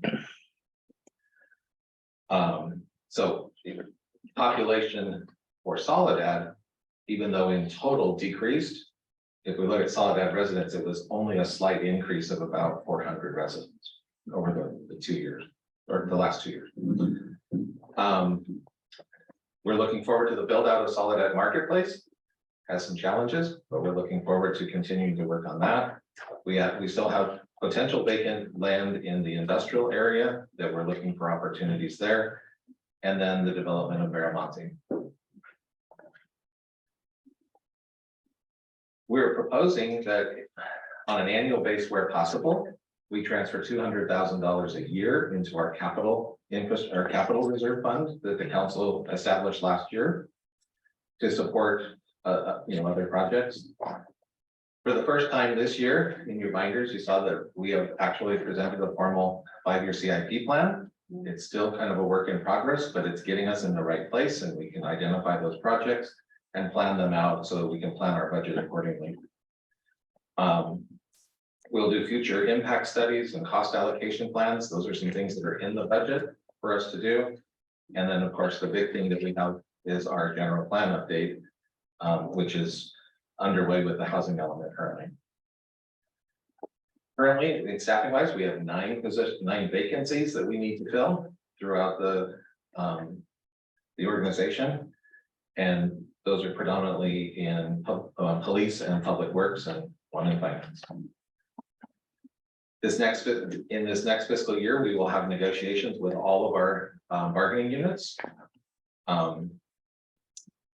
We, as was just mentioned a little time ago, we will be embarking on a salary survey in this coming year as we move into negotiations with our union groups, because we know that that will be an issue as we've had such high inflation during the MOU periods. And so we're making some assumptions they're going to be looking for those things. We just talked about the engineering study, so I won't go through that. Additionally, two positions have been reclassified as management analysts, and those are allotted for in the budget.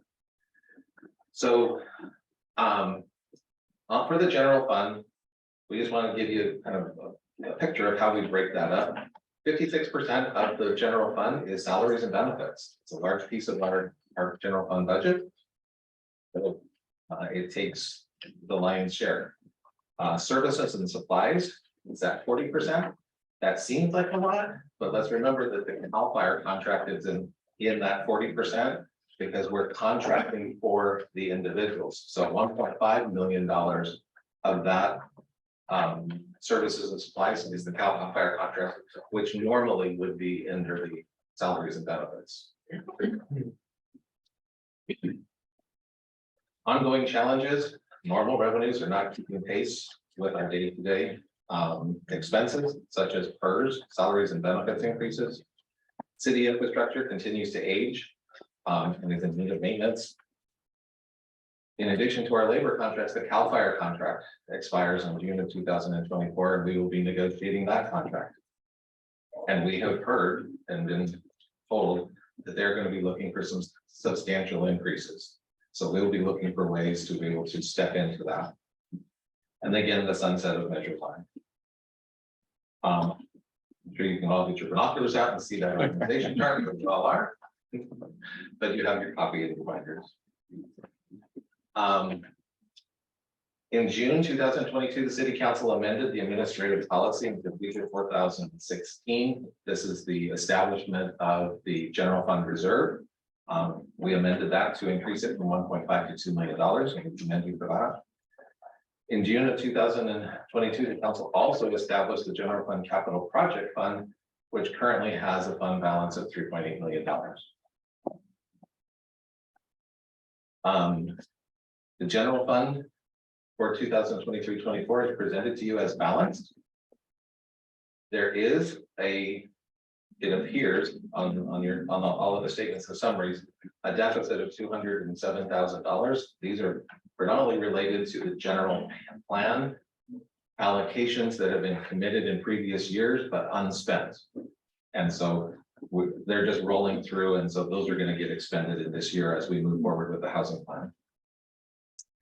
If everything goes as planned for fiscal year 22-23, the current one, and as planned as 23-24, our general fund will be about $7 million with the emergency reserve of $2 million, leaving an unallocated operating reserve of $4.7 million, which will help us as we move into these uncertain times and as our revenues are declining short term.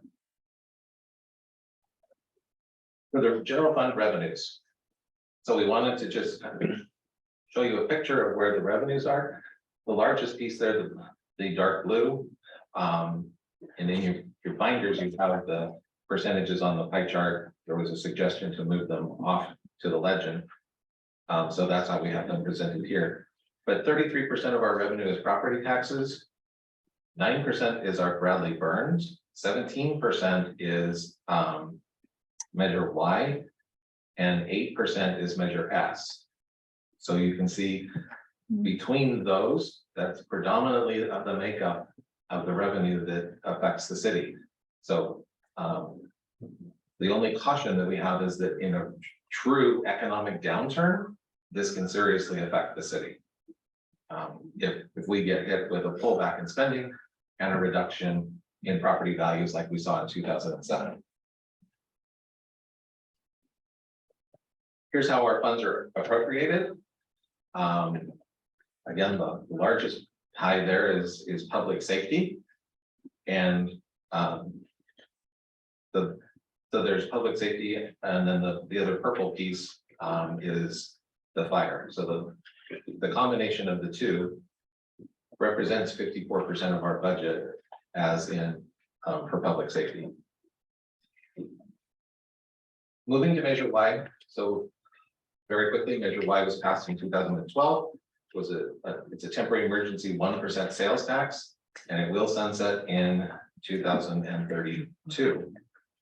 As mentioned earlier, it represents 17% of our budget. And the current ordinance, the Measure Y consists of a committee of 5 citizen oversight committee. And we did meet just prior to the budget. We were able to get the whole committee together. Actually, we had one absent, but we had a quorum. That was what we needed. And so we were able to meet with the Measure Y committee and present recommendations, which tonight we're also recommending. They have adopted and are recommending management's recommendations of the use of the Measure Y funds. The staff projections for Measure Y for the next fiscal year is $2.3 million. I think Alejandro is the only one here on when we started Measure Y, but I'm not sure if he remembers what our initial projection was when we started Measure Y, but it was $1.5 million. And that's where Measure Y started, and it has grown to 2.3. So just wanted to. I thought it was 1.2. See, oh, pretty good. The recommendations from the Measure Y committee are to continue with all of the existing positions, overtime, and other previously committed funding for a total allocation of $1.2 million for police. For the fire department, historically has paid the increase of the fire contract with the base year of 1.1 in the department budget, and all of the increases being paid for by Measure Y, as well as I think $12,000 for some equipment. Here's where we made the change.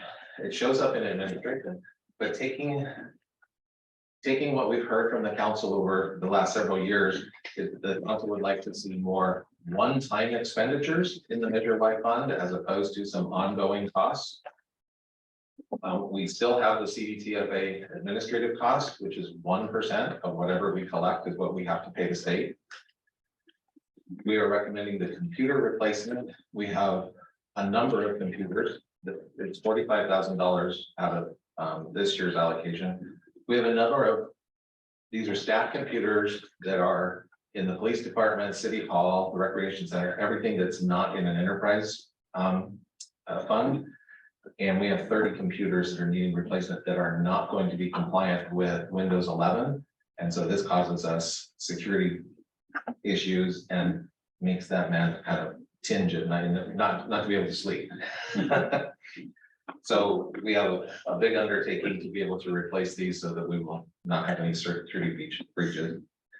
And then funding for other capital projects, those were listed in the staff report with the agenda of other capital one-time expenditures totaling $650,000. Well, for the total budget for the administration was $650,000.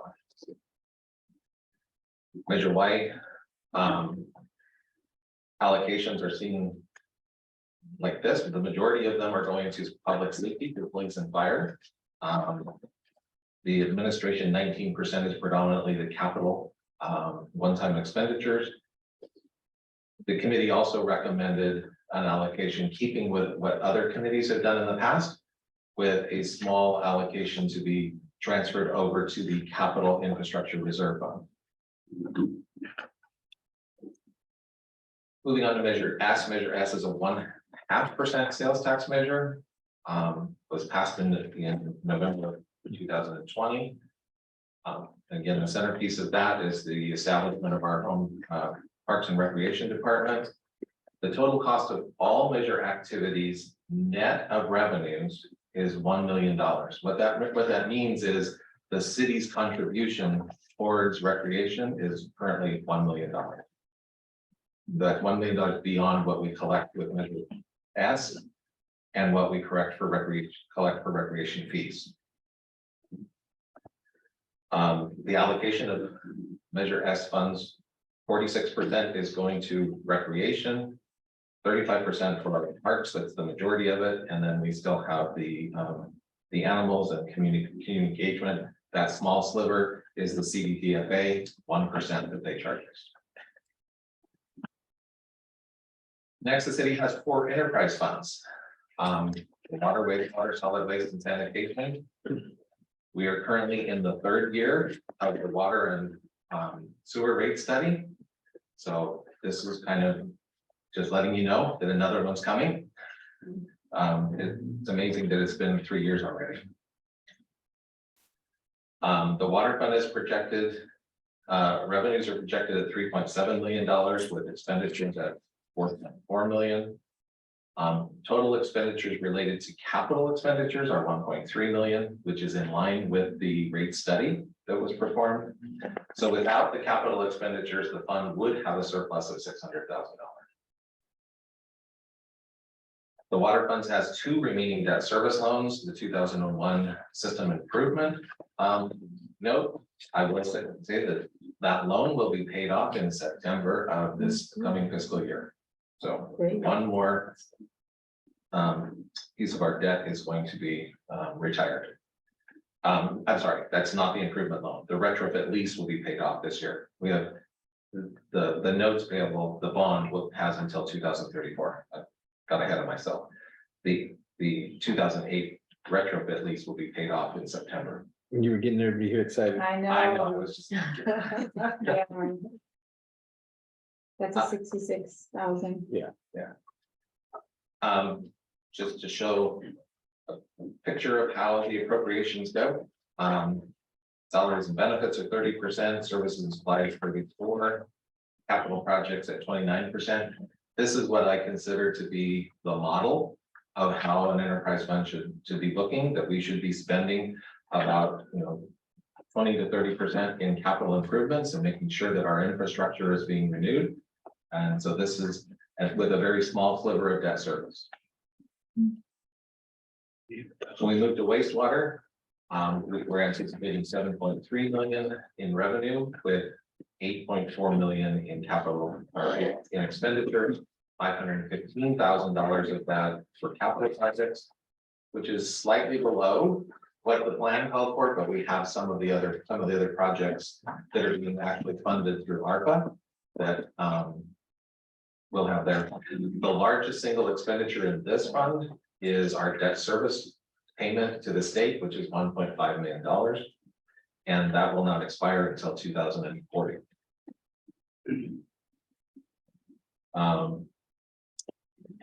Remaining balance on that debt is $26 million. So we got a ways to go before we get excited about that one. Here's how the expenditures are appropriated.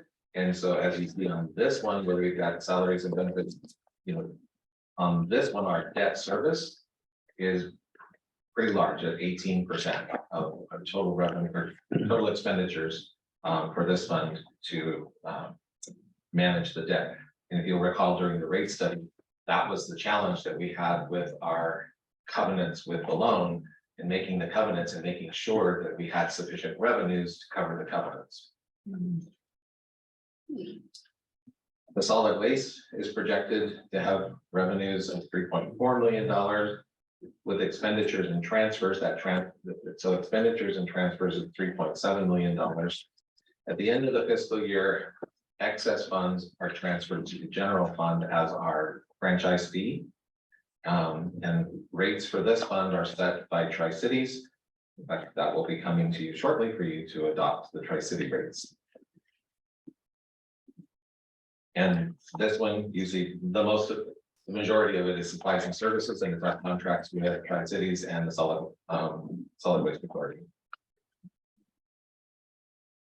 The sanitation fund is projected to have $357,000 with transfers or expenditures and transfers of $383,000. This actually takes the fund balance to even where it's supposed to be. It's supposed to be spending it pretty much everything that it's bringing in. The current sanitation fee is $6 per utility bill per month. That rate has been in place since 1993 when the fee was established. The sanitation fund uses are graffiti removal, animal control, litter maintenance, and environmental sanitation services. For the resolution that was passed in 1993. And of course, on this one, it's pretty much all salaries and benefits and supplies and services.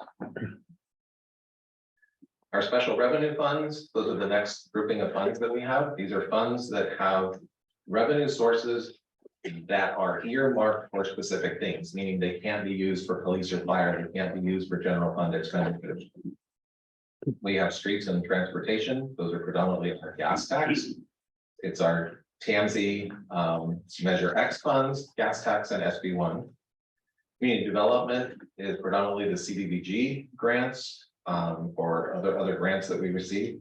We have public safety, the special assessments, impact fees, and for the next couple of years, the American Rescue Plan Act, because those are earmarked funds as well. For our street funds, I just mentioned, those include those three different revenue sources. Community program, those program income, CDBG Proposition 68 grants, and we currently have LEAP and REAP grants for the general plan. The American Rescue Plan Act, just a refresher, we received $6.2 million from the federal government. And as previously allocated and approved by council, there's $4 million for public works, $1 million for economic development, $500,000 for parks and recreation, $400 for police, and $300 for information technology. Public safety funds is a traffic fund. Those are Proposition 172 funds. Those are funds received, passed through by the county that can be only used for public safety.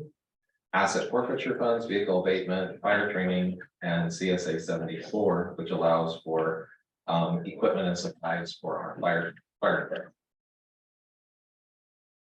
The special assessment districts consist of the 4 districts: the Vineyards, Rancho San Vicente, Diamond Ridge, and Maribel Orchard. These assessments are used for park maintenance, regular maintenance, and there are 2 debt service for infrastructure. Rates are adopted by city council annually. We will soon be adopting rates for the assessment districts. The impact fee funds, there's the list of them. I won't go through those.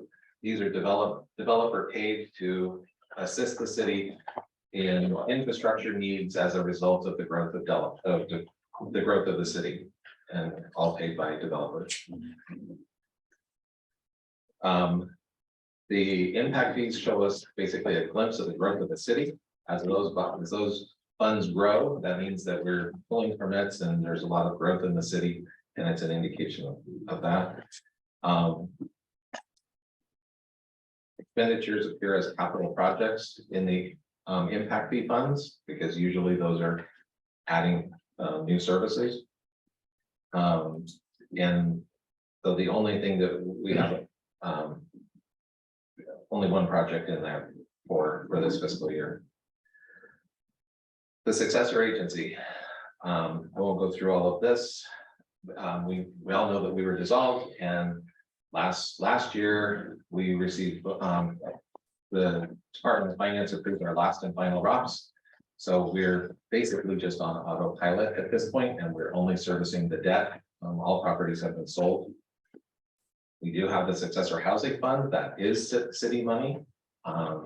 Even though it's called the successor housing fund, those are funds that are available for the city to use for low-income housing projects. And as mentioned, our last and final ROPS has already been approved. The successor agency does have some debt. The current outstanding principal on the 2016A tax allocation bond is $2.2 million. So that one's going to pay off here pretty soon. Matures in 2029. But the 2016B TARP will mature in 2033, and that's $7.5 million. So by 2033, officially the successor agency, known as the former successor, as the former RDA, will be gone. It will be completely dissolved. On picture, it's all debt service. Items that are on for the future. PERS costs continue to increase for all jurisdictions. Our current unfunded liability. Now, I'm gonna give a disclaimer here, and it's just mine, not to say that the state would never make a mistake. But when I use their own actuarial reports, they actually showed that one of our plans did not have an unfunded liability. I believe they made a mistake. But it's all I have is their actuarial reports. So I give this with just a little bit of caution, because I think once we get the actual ones in August, current ones, it's gonna jump back up to the 10 million that we talked about last year. So I think the state, I'm positive the state has made a mistake. The deferred maintenance on the city's existing infrastructure continues to mount. We need to be able to address that. The expiration of Measure Y continues to be one of those looming things that are out there. And the negotiation for the new CAL FIRE contract is a potential challenge for us going forward. This is just kind of a graph of what this is only the unfunded liability towards PERS that we're paying.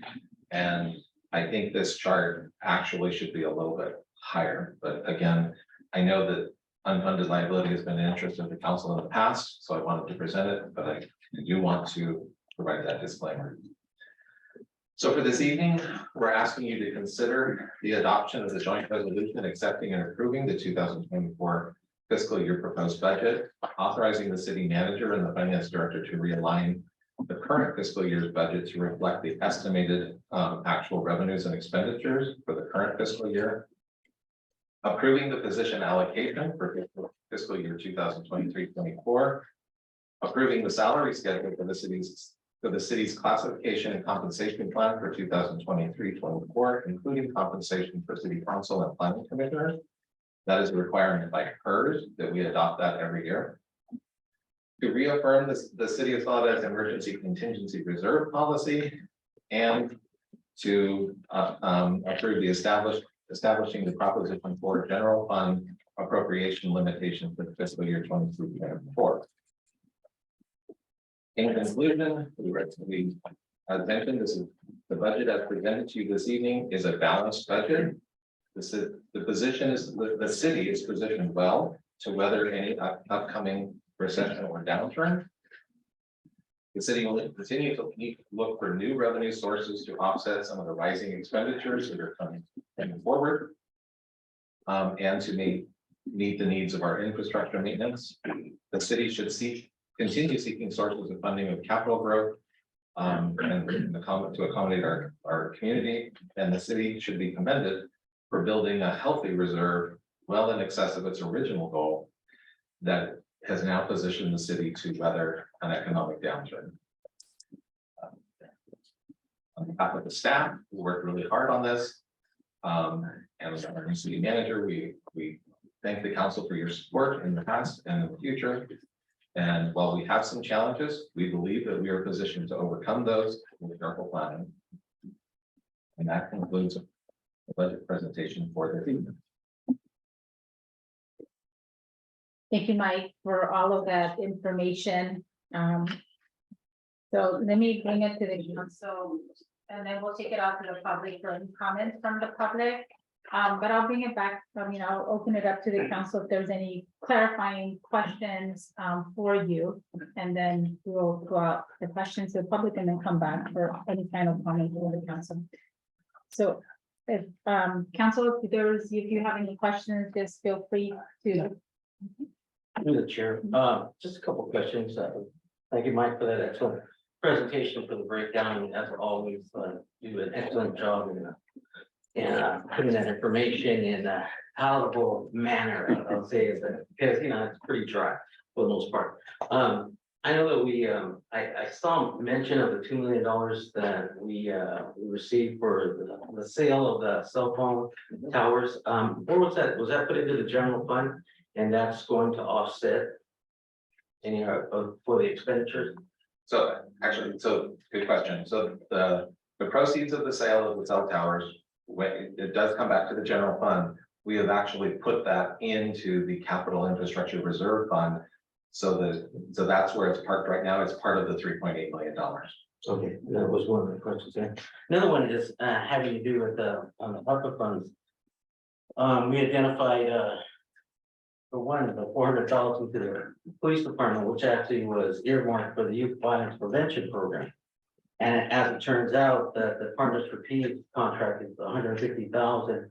And I believe, if I'm not mistaken, Stone Street program is what they presented us was for 100,000. So thereby giving us a surplus of 150,000 to utilize in some other area. So. Correct, but on one of the things that actually got moved over there was the homework center that I think the chief talked about, and that had a budget of 50,000, so there still is an unallocated amount of 100,000. Okay, so we had an additional 50,000 then, and it doesn't have to stay in the police. Yeah, and I was just gonna mention that there has been conversation about using some of that funding to do an outdoor classroom at the community center that's work in progress with the police department and recreation.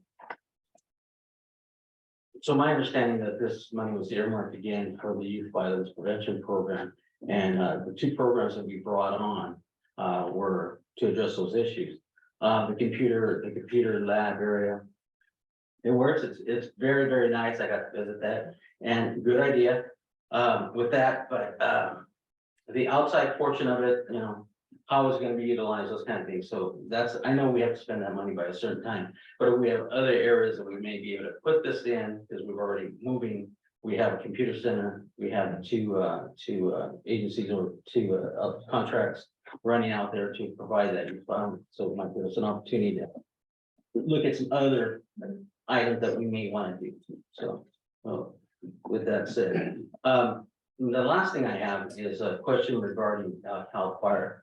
I know CAL FIRE, and when I first got back on the council, I said, hey, has there been an analysis of, and I know there has been, of whether we could afford to do our own fire department and our own staff and eliminate the contract, because it seems as though the contract with CAL FIRE, it never goes down. And it's not ever gonna go down.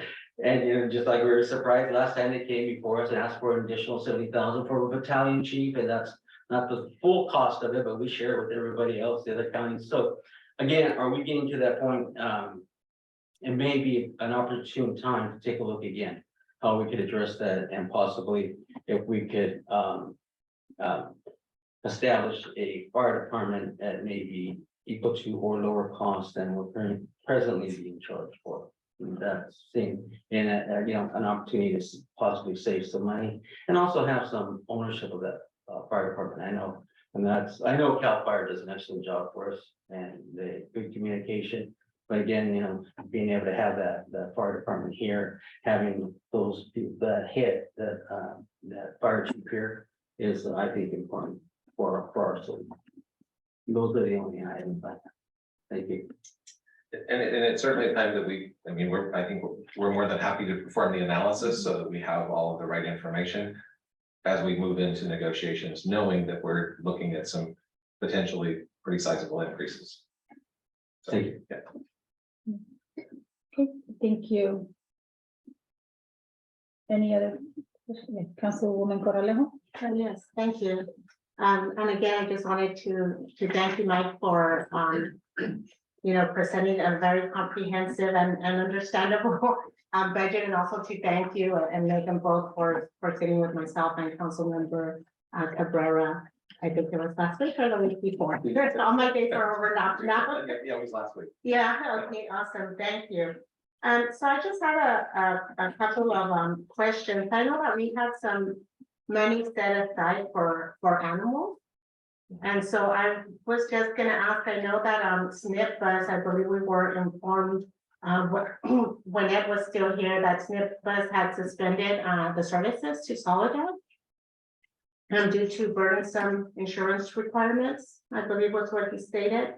So I was just wondering, how are we gonna fill that need for our community, or how are we gonna use those dollars in order to be able to help our animals and our animal owners?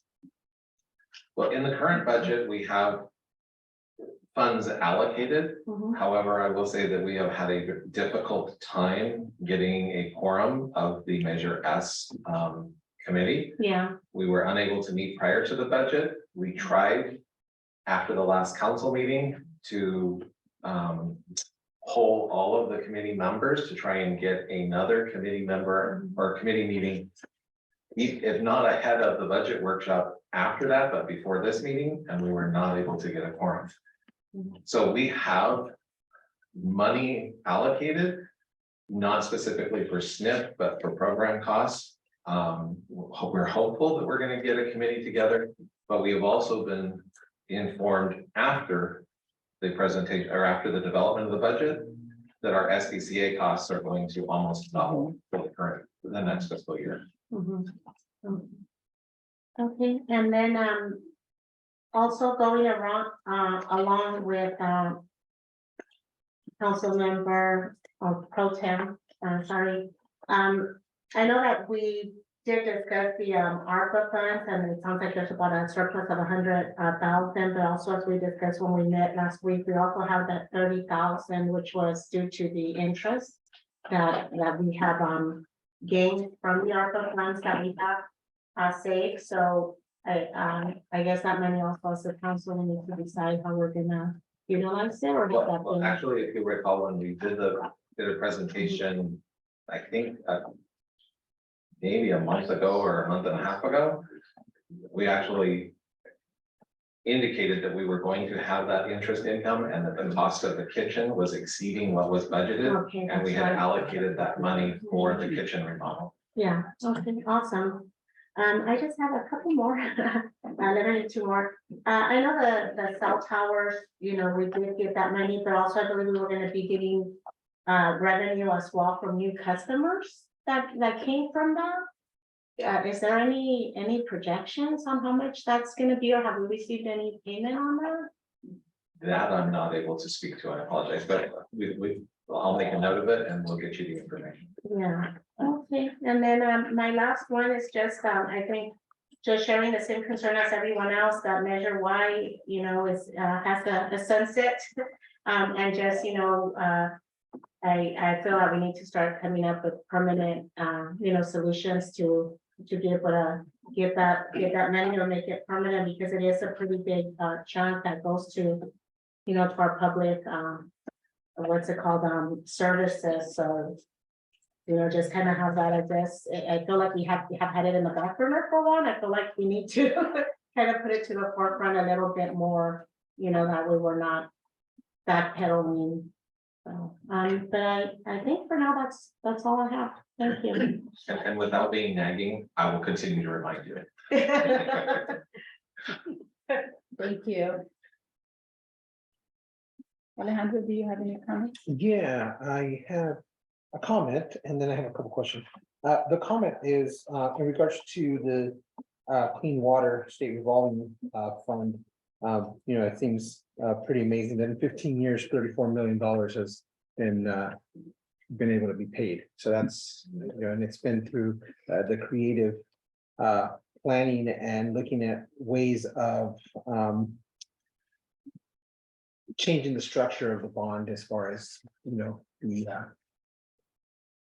what we were able to make changes on and what the percentages were on that. So I think that's great. So thank you, Mike, for that. And what I wanted to ask is in regards to the area around the planning department. I was just wondering, I noticed in the budget, not in the presentation, but in the budget itself, I noticed that last year we had a budget there of $1,034,000 that we had, and we had an actual of 405,000 spent, which would probably be about 450,000 roughly when it's all said and done. And I'm just wondering, this year we're again putting forth a budget of $983,000 for that. And I'm just curious as to if we are thinking that we're going to be spending those dollars, or, you know, why are we budgeting so high for that particular item? So remember that in this fund, is the general plan. Mhm. So we've been budgeting those expenditures, which is almost $500,000 and not expending them. We are going to start seeing the expenditures happening this year. Great, so that was the explanation I was looking for, because I think that, we've seen it for the last 2 years, that piece there, so I want to make sure that we, and the public understands what that funds are. So, yeah, if you look at the budget for the professional services at almost 400,000, and we only spent 48,000, that's the general plan. And then the last question I have has to do with the unfunded mandate on the PERS. In regards to that, we are seeing a huge amount that's sitting there. And I'm not saying that we want to do this, but I'm just wondering and curious about would it be beneficial to look at some of our reserves to pay down some of that unfunded liability? Potentially, it would be. I mean, and we certainly can talk about it, but it depends on what the council's goals are to do with those funds, if we want to have those available for infrastructure. Right. I will tell you some of the things that we have done to mitigate and reduce some of our costs. And we started it with this fiscal year, and I think I mentioned that in our mid-year review. We prepaid all of our unfunded liability in July, thus saving the city 3.4% on the total liability for the year. And so that's one of the mechanisms that we're doing to save money, because we have the cash reserves. We're going to pay it anyway on a monthly basis throughout the 12 months, but because we have the reserves, we actually can save some money up front by paying it up front. And we're planning to do the same thing again this year. And the only thing, I'm seeing that, the classic miscellaneous and the Catholic safety, I mean, that's where the unfunded liability is at. Those are the largest components that we have, that is true. The PEPRA, those that are part of the pension reform have the smallest, because they don't have the number of years of service. Right. And what we have to remember is, with the way the unfunded liability works, is these are not just our current workers. Yeah. If somebody leaves our employment and goes somewhere else, and they're a classic employee, we still bear the burden of the unfunded liability for the service that they had with the city of Soledad. So we still carry it. So, Yeah. so, there are numerous things. There are bonds to pay debt. Personally, I'm not a fan of those, because what none of those investment firms will tell you is that, yes, you can get potentially a lower rate for a period of time, but there's another band of unfunded liability that's building underneath it. Right. Because every year that PERS has a guaranteed rate of return of 7%. And every time they don't hit the 7%, we make up the difference. Okay. I wish I could make 7% guaranteed on all. I think everybody would. Thank you, Mike. Those were my comments, and my questions. Yeah, thank you, Mike. So let me make my questions and comments before I take the public. So first, I want to start off by saying thank you so much for putting this together, and thank you for, always just being very thorough. I do have just some questions, and I also want to say thank you for the 5-year CIP plan. I know it's something that I have been asking for, and I have been for the last several years of being able to have a CIP plan that gives us more information. This gets us to some of that, to giving us that. However, for me, this current year, and given the amount of ARPA dollars that we put into the infrastructure, into the CIPs, and then for the fiscal year, for the awards for this year, I want to make sure that we have a timeline for when these CIPs are going to be completed. And also, at least the ones that we've been awarding this year, because I know what's happened in the last couple of years is we don't complete them, because there's so many of them that come, and then we have some of the other emergency ones that come throughout the year. And so just being realistic in terms of, these are the timelines for what we anticipate, or at least some, tentative timelines of when these projects are going to be completed. So we have a better understanding. Are they going to be completed in this fiscal year, or do they need to be rolled over into next fiscal year? And then my other question too was in terms of the unfunded liabilities for the 6 million. So you had mentioned that the state had made a mistake and we're really at 10. I want to make sure that what we see in our budget really reflects the current liabilities that we have. Is there a way that so is there any possibility that that could be corrected so it doesn't will it impact us in any way? I just want to make sure we have the true numbers, and if the state made a mistake, how do we correct it? So the statement or the mistake, the potential mistake in the actuarial report does not affect the current budget. The current budget affects what we believe, what we've been told is our unfunded liability. PERS already gives us that. But that $10 million is the life of the unfunded liability over the next 10, 15 years. So we're not paying all of that in 1 year. It's paid over multiple years. So it doesn't really impact whether it's a 6 million or 10 million because we're not paying it. We're not paying it now. It's in the long term. Yes, right. Okay. Okay. And then any of any of the new positions that come in, they're not gonna fall under classic. They're all gonna be Pepper, right? So we won't have as much of those. Not necessarily. No, they can. Because we can hire an Yeah. employee that is a classic employee from another agency that will transfer to our agency. Okay. Okay, and the two positions that we're reclassifying, we don't know what they'll fall under. No. Depending on. Yeah, Who gets hired? Depending on who gets hired. Okay, well, thank you for that, for clarifying that.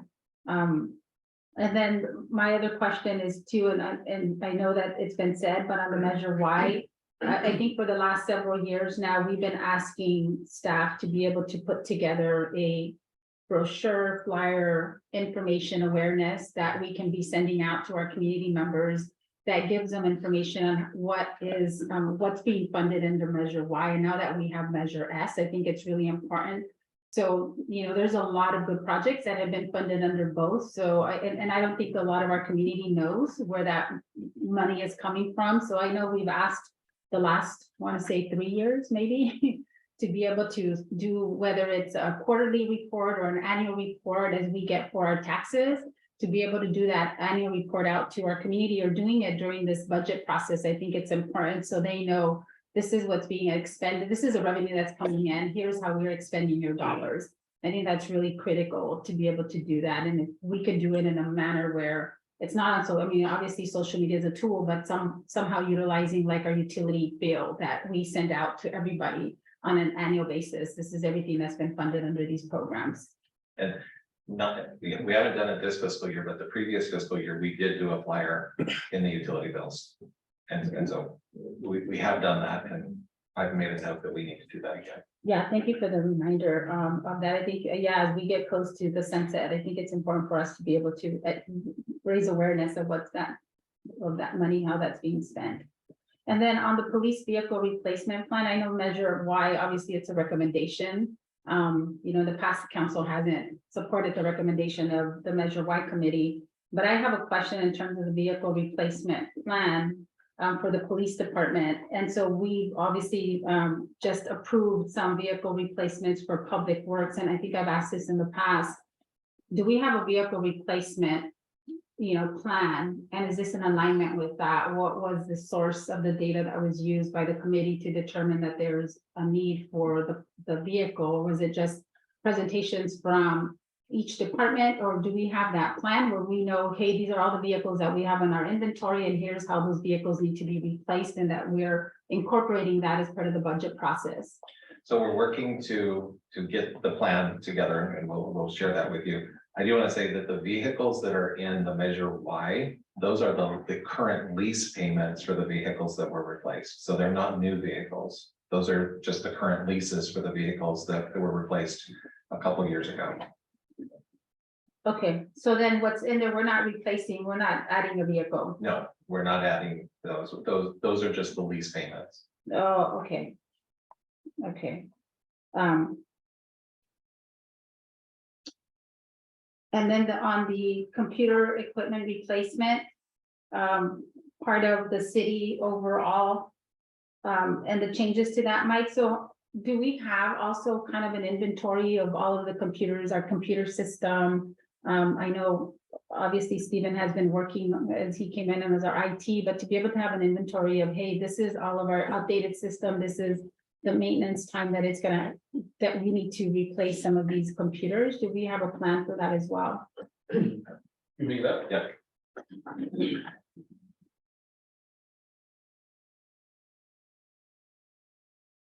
Okay, so the number that we came up with, what we did an inventory prior. So all of our Windows systems have agents on them, so we have a big spreadsheet of everything that we currently have.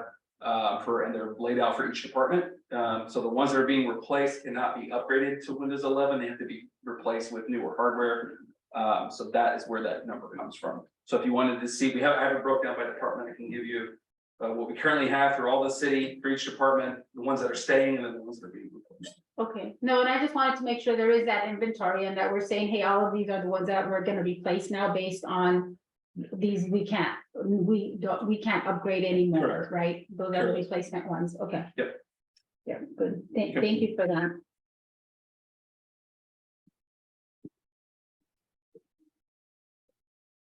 And so my other question is on the sanitation fund. Sorry, I have a couple of questions, but on the sanitation fund, you said it was $6 per month, and this has been established since 1993. So how can we come back and increase that? I know that we obviously have a fee approval process when we increase all the fees. I haven't, is that's not part of that, but this is used for the graffiti, animal control, so there is some animal control money in there, litter maintenance and other environmental maintenance issues. So what can we do on that end? I mean, that was 1993. How do we have to go through the Prop 218 process, or what do we need to do for that? So yeah, that takes it's gonna be a voter approved. And so there's a lengthy process that we need to go through to that. But it's not something that the city can just say, we're gonna change the. Okay, so this is not, I mean, so engaging in that process is probably not the best, given some of our challenges right now in terms of the inflation and downturn of the market. If you like some history for that, Mayor, I can give some history of why we passed it in 1989. I thought the resolution was. Yeah. And that was for graffiti abatement, because it was so going on so much, and that's why you don't see as much as in other towns you do here. But we're utilizing for that. Yeah, but we need to utilize it for that purpose, so right? I mean, so it has graffiti, animal control, so how are we expending that money then? Those dollars are budgeted for the services. I will say a large part is the SPCA contract. But if we do graffiti abatement, those expenditures are charged here. It also is litter maintenance. We have to go clean some lots and those types of things that Public Works does. Those are allowable expenditures in this fund. Okay. So a large portion of that is really not anymore going to graffiti, but it's really going into that SPCA contract. That's pretty hefty. The larger part does not go to graffiti, that's correct. But graffiti is still funded. Okay. Okay, well, thank you for clarifying. I guess we can't do much on that until we decide there's a need to be able to go back out to the public and increase that pot of funding. So as we know that the SPCA contract is gonna improve, is this something that can we consider? What would that take? What would that entail, given that there's gonna be a 50% increase in the SPCA contract? I'm not sure I understand the question. So since we already know that there's gonna be increases projected, and this is a majority of where the SPCA contract comes from, this sanitation fund, and it's only $6. Is there a possibility to go back and look at, is there an opportunity, and maybe not this year, but next year, start looking at, can we go through a Prop 218 process, and what does that entail? Yes, so we could look at what our total expenditures are and what that would translate into a rate and come back with some of that information. Okay, thank you.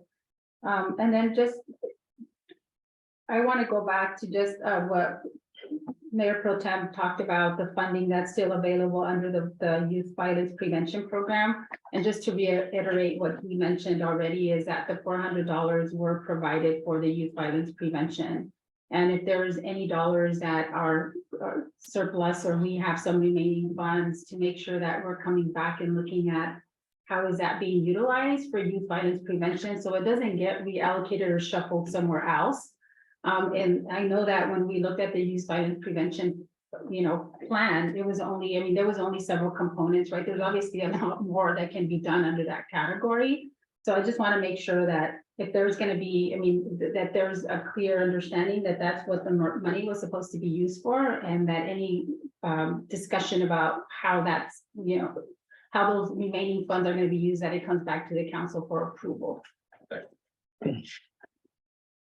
And then my last question is under the council line item. I know that we fund other programs, and I just want to confirm on this one because I know we have the Hartnell College Promise. It's under that category and it's 40,000. What we think the Hartnell Promise is, really testing me. I want to say that it's around $17,000 a year. It's been, it's all dependent on the number of students who actually, are graduating and attend Hartnell.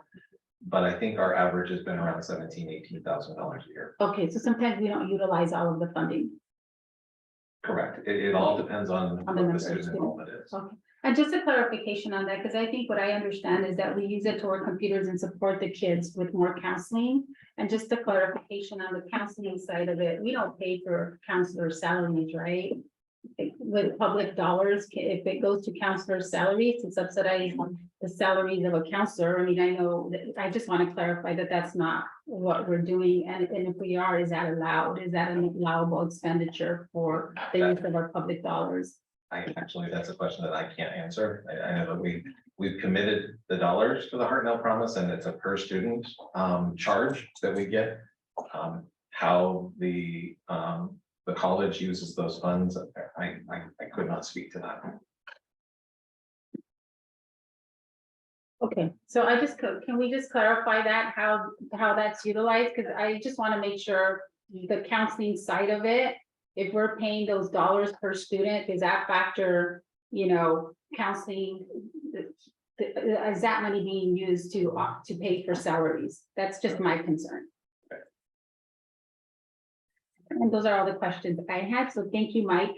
And now I will take it out to the public to see if there's any comments from the public. Before we go to the public, I would just like to, because we have our public works staff here, you mentioned the CIP plan. I want to make sure that we get some acknowledgement for them and the heavy lift that they did in putting that all together. It was done through our engineering department. And so we've got Alex here and Dom here, and they should be commended for all the work that was done to put that plan together.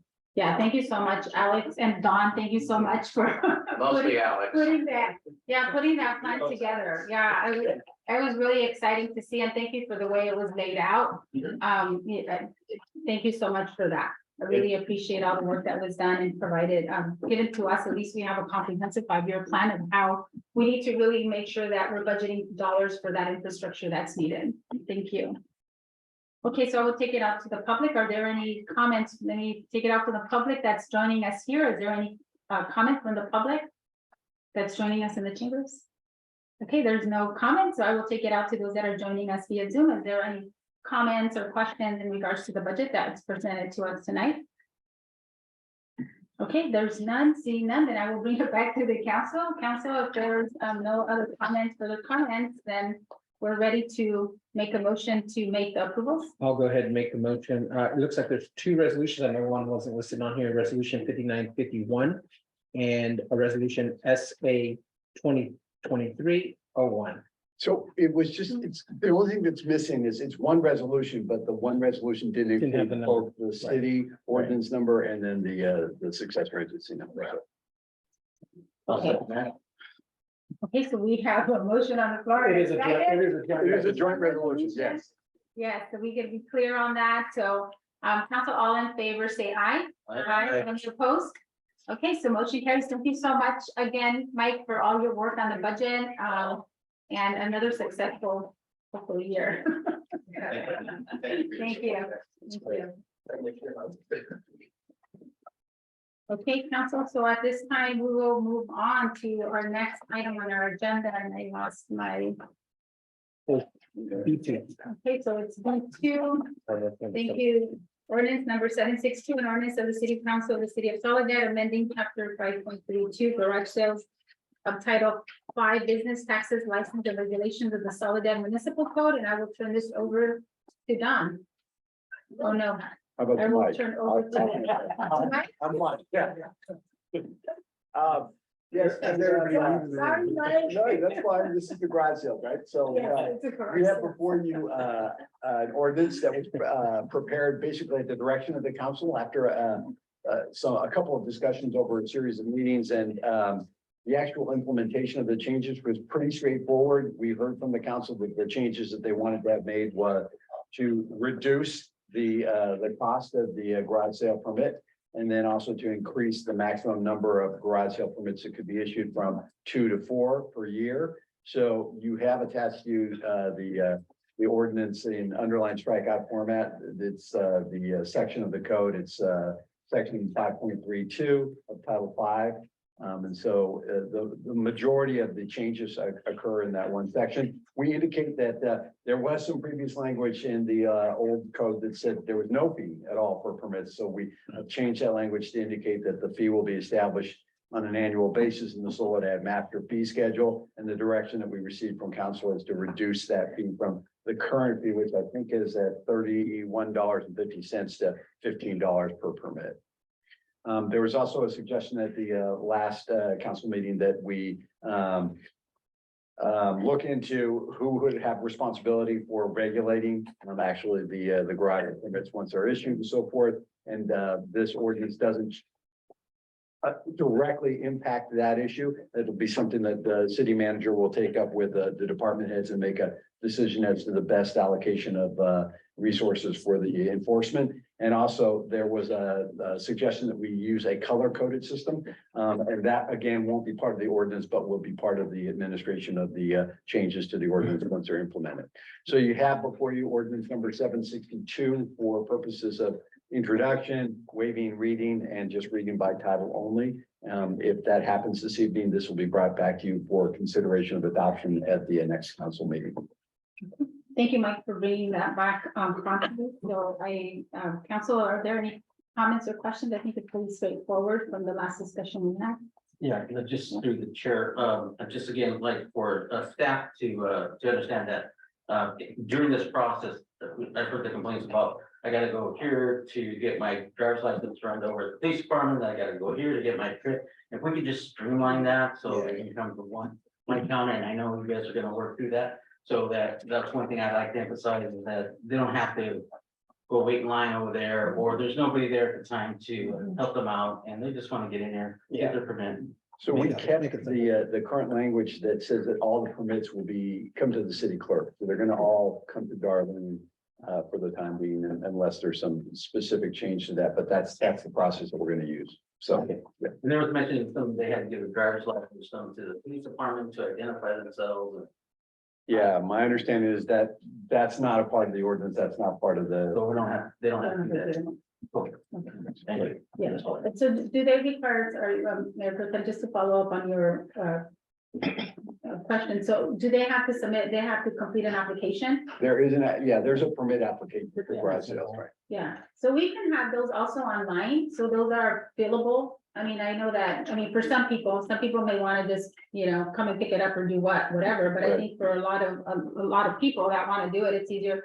Go online, fill it out online, or, if we can really transition to a lot of that more technology to have more of those fillable. Steve, yeah, I couldn't remember. I don't think that we have those online right now, right? But We currently don't, but that's one of the projects for this year, is that we've been converting all of the paper forms away from paper onto either a fillable form online, a PDF they can fill out and print, or a form that just go and emails to the department head that. Yeah, thank you. I think as we convert to that, it'll be easier. We'll have some people that still prefer to print and download and whatnot, but I think there's a big majority that would like to just have it online.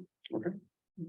Thank you. Any other comments? Yeah, I was just gonna mention through the chair, I'm sorry, I just jumped in here, but I did want to mention that we're looking at technology to improve so that people can also pay online, that it'll, if they don't have to come in and they can just fill out the information, it makes it easier for everybody. So it may take us, this may not happen right away, it might be a year before we can set it up, but hopefully a year or less, we'll get it.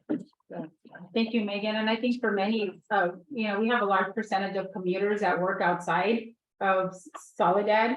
So for many of us, it's hard to come in and pay something, you know, when that's the only option available. So we look forward to that. Okay, any comments from the public on item B-2? Okay, any comments from those that are joining us via Zoom? Okay, so we have none, then we'll come back. And we do have to approve. We do have to approve item B-2. It's just for introduction, waiving, reading, and reading by title only. Okay, Second. okay, so we have a motion on the floor, first and a second, all in favor, say aye. Aye. Any opposed? Okay, motion carries. I Great. think you read the title when you I introduced. did, it. Yeah, I read okay, the perfect. title. That should Yeah. suffice. Thank you. I always read the title. Yeah, okay, perfect. So we'll go on to our next items, which is our city reports, and I'll go through mine. So on the 19th, I met with Megan. I think she was meeting with all the council members, just discussing some of our current priorities and current council goals. On the 22nd, I met with Mr. Forrest Griffin, his 5th grade class at Frank Ledesma School, who invited me just to share my journey as mayor and how mayors get appointed. And then on the 23rd to the 24th, I think I've let everyone know that I was participating in this Untapped Fellowship class. So we had our graduation on the 23rd. So that class is over. It was really incredible.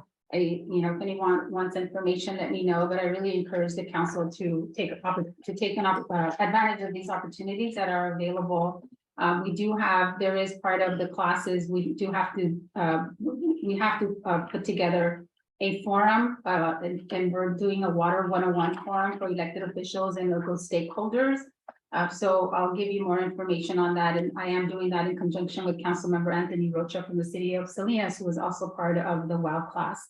And then on the 25th, I attended the Veterans Hub at CTF. They had their 2nd anniversary.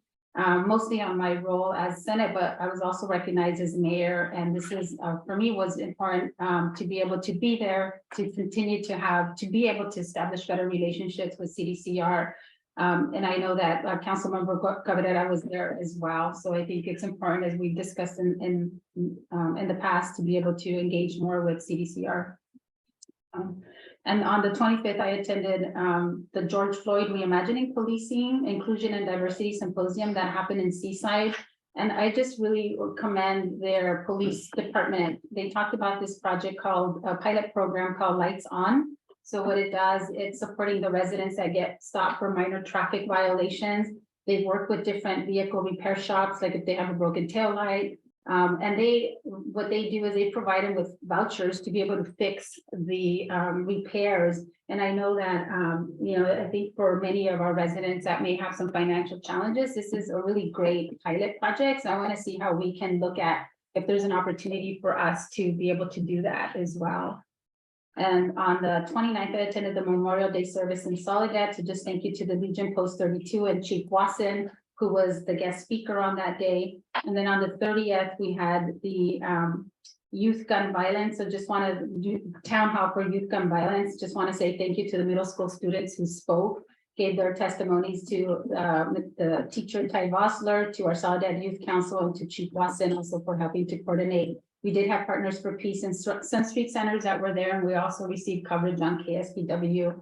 On the 30th, we also had a special city council, a special meeting of the COC leadership. So that was just a really brief meeting to discuss the governance charter. So they're looking to have more public participation, including more voices of those with lived experience and the youth. So that is out for comments on the draft. And then that'll come back to the COC leadership for approval.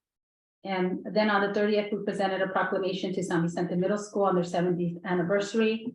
On the 1st, I was invited to join this Save the Whales and the students at Frank Ledesma to join them on the garden day. So they planted pollinator gardens throughout the school.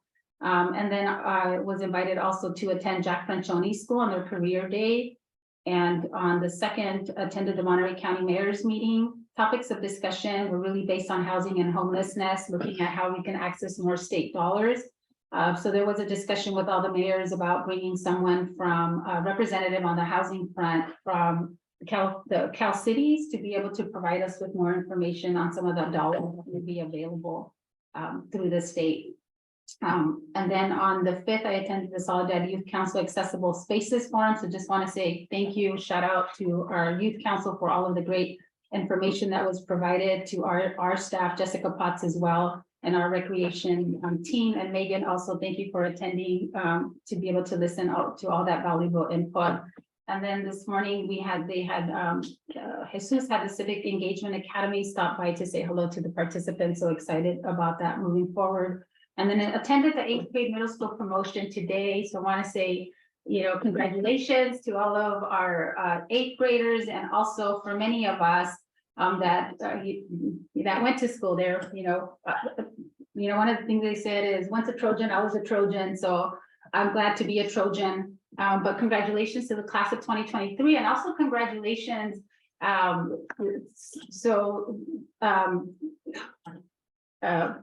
Our PE teacher, Mrs. Woodrow. Yes, Mrs. Woodrow retired after 43 years. So I want to say congratulations, shout out to Ms. Woodrow. Yeah, they actually did they did this thing that was really nice. They brought her a rose, and there was like representatives from the every class. It was really, really nice. So just congratulations, Ms. Woodrow, for everything that you've given to our students. And I think everybody that went through her class knows how to line dance, or what was it? Square dancing. Yeah, so thank you. And then also on the 1st, I met with Megan and with Mike Korea, representatives from T-Mobile, who were talking to us about a potential opportunity for a grant that is due by the end of the month. So it looks like we'll have an opportunity to be able to acquire some additional funding for some of our projects. So those are my comments. And so I will turn it over to Councilmember Chavez. Thank you. Just May 24th, attended the Tansy meeting. There was an update on the Castro Boulevard project.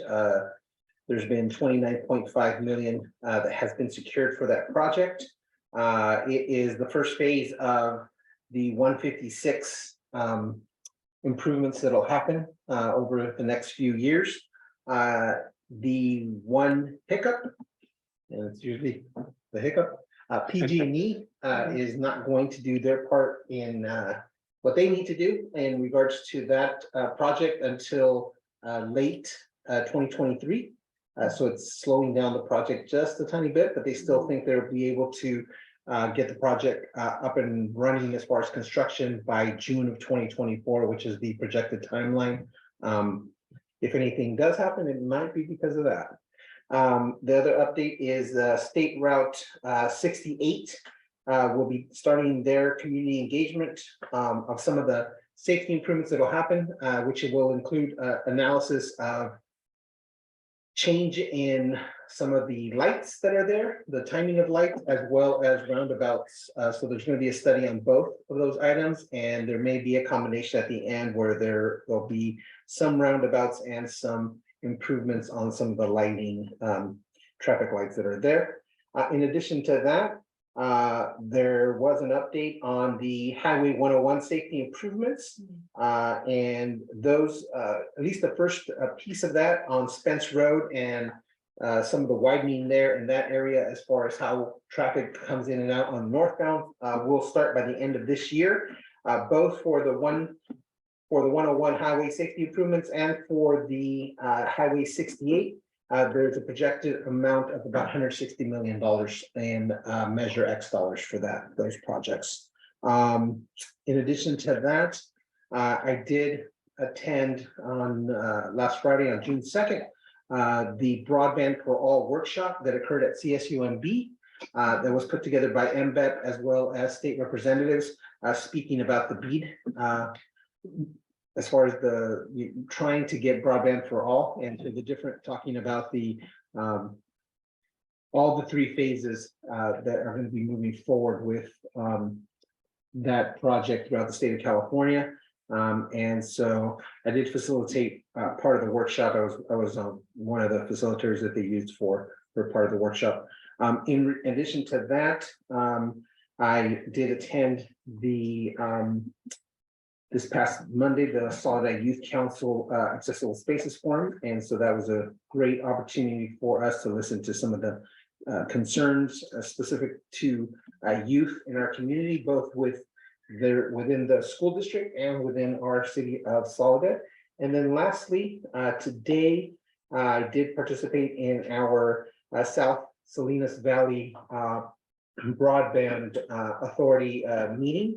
The only items that we had on there, we had to make some changes to our bank account, the names on of the folks that are on our bank account, because we did have a change in our treasurer. So the city manager now is Carmen Gill. We added her on to the account, as well as we decided to add our vice president of the JPA, Mayor Mike Labar, just in case, because we need 2 signatures for everything. So we just added another name so that we'd have 3 signatures, or 4 signatures actually. And that's about it on that. And then also we did extend our contract with MBEP for their services as the executive director of the JPA for 1 year. That's all I have. Thank you, Councilmember Chavez. Councilmember Cabrera? Oops. I am a little bit clumsy today. Yes, as Mayor Velasquez said before, I was with her with celebrating the Veterans Health at the 2nd annual correctional facility. Greetings to the Black Sheep, which are how they're named. And actually, when I was reading their explanation of the Black Sheep, it was actually they back in the 70s they created a program about them, and I used to watch that program back in Mexico. It was my favorite program. So when I was reading, I was glad that I attended. I also attended the youth prevention program. Yes, and it was great to hear from everybody and all the resources that are available for people. I also attended the let me see if I have this the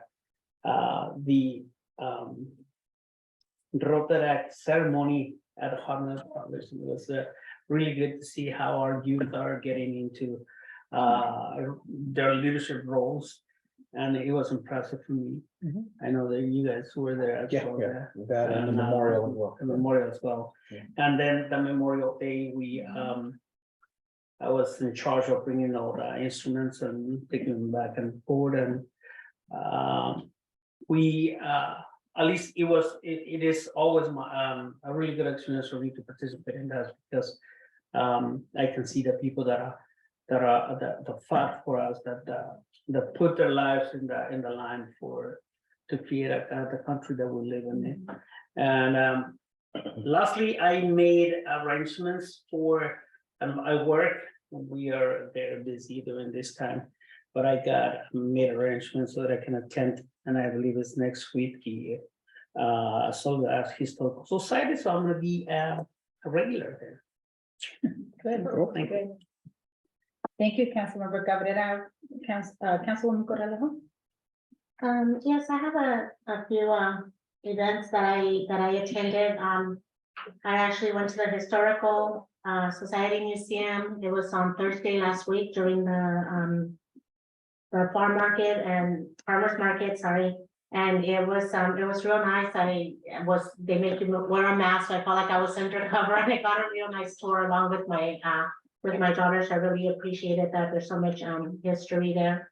Also, I attended the San Vicente Elementary School 70th anniversary, and was asked to be a speaker. So I was glad to share my experience attending as a kid in kinder San Vicente. So that was real nice. I also attended the Youth Council Accessible Spaces Forum that they had on Monday, and I was very impressed by our youth. They're leaders, they're advocates, they're amazing. The Soledad Unified School District also had their communications committee meeting last week, and I'm on the committee, but I was busy, so I just kind of got the tail end of it. So hopefully when school starts, you know, I will have more to report on that. And then also I have been working with Craig over at the Salinas Valley Tourism Visitors Bureau. And so we're just, you know, talking about Pinnacles National Park and how they really want to work again with the gateway cities, which are Soledad and Hollister, and kind of talking about tourism initiatives and the impact that those dollars from tourists can have on our cities. Trying to think what else. I'm on the committee for the Soledad Hot Summer Days, and we have a lot planned out. We are going to have so much entertainment, so hopefully we get a lot of you out there to support our youth. And so this all goes to our youth violence prevention programs and also to our Explorers program. And I'm happy to report that I get to be the judge again for the second year for the Pinup Girls contest. So that's all I have. Thank you, Mayor Pro Tem. I just got two. Attended the Salinas Valley Waste Authority meeting on the 18th of May, and topic of discussion on the main point was I'm still moving forward with the franchise proposals for new haulers. That's due in on the 30th, and then continuing on the AB 939 educational. I don't know if Jesus got an opportunity to contact Mandy or not. Did he? I don't know, I'll double check on that. If we could follow up, I'd appreciate that. And then on May 25th, I gotta give a shout out to the 4th of July committee. They held a fundraiser. Unfortunately, I was the only one of the council that attended it. And I know other people had meetings as well. So I'm glad to see them out there trying to raise additional funds besides with the support that we gave them as well. That's all I have. Yeah, thank you, Mayor Pro Tem. Yeah, and I don't know if I was made aware of the May 25th fundraiser. I don't know if they sent something to all the council. I don't remember. It was a reverse stroke. Yeah. Yeah, I knew about it. Okay, yeah, I didn't know about it. So, yeah, it'd be nice to know. So we'll move on then to next item, which is council member praises. And I will, if anyone wants to do any praises, please feel free to just go Sure, ahead. I'll go ahead and start in there. But obviously, it's the graduates. Want to give a shout out to them, just like everyone did here. And our high school's graduating this weekend as well. So that's awesome. And those are gonna start their lives and go out there, whether getting educated or getting a job or going to a vocational school or serving this country. Kudos to you guys. This is not the end, it's the beginning of, you know, like they say in the commercial, the rest of your life. And the other thing, besides the article came out about the city of Soledad, how it's a place to visit in Monterey County was awesome.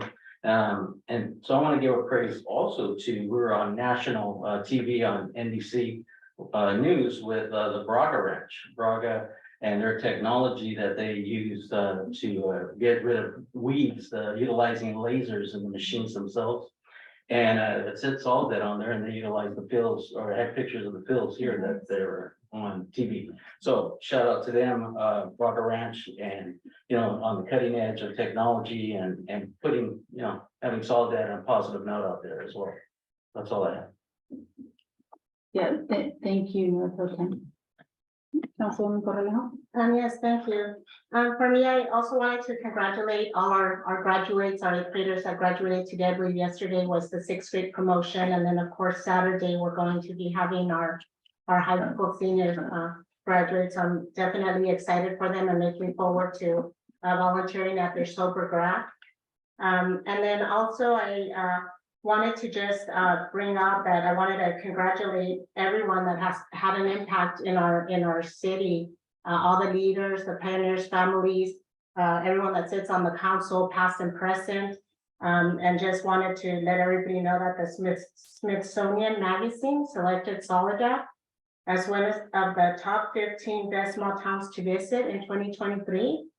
And just real briefly, the selection was based on our cultural history, natural offerings, unique establishments, and reasons that make 2023 an especially good year to visit.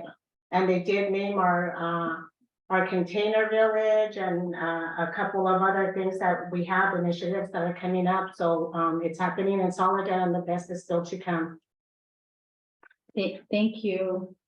And I'll turn it over here if there's any praises before we move on. Yeah, go ahead. Oh, just a quick mention of praising Superintendent Randy Banks and Board President Ivan Mora, who help us a lot with finding volunteers for the memorial ceremony. And actually, I like to recognize that our Superintendent Banks was actually helping us putting all the instruments and carrying instruments around. And for me, that shows a true leadership. When somebody says, despite the opposition is willing to do that job, that shows the character and the willingness to do something. And Superintendent, Board President Ivan Mora has been doing so much for our students, and I'm recognizing as well. And also the Greenfield Science Workshop, they help us create a board so that we can display the post banner that they have. They had it there for a long time because they couldn't find a way to put it on.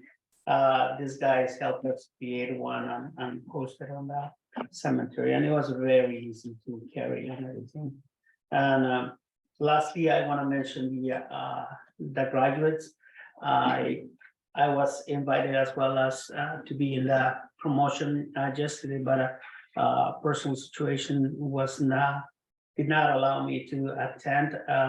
Congratulations to those who are moving from 7 to from 8 to 9 is another step. And also congratulations to all the graduates on Saturday that they're going to finally finish.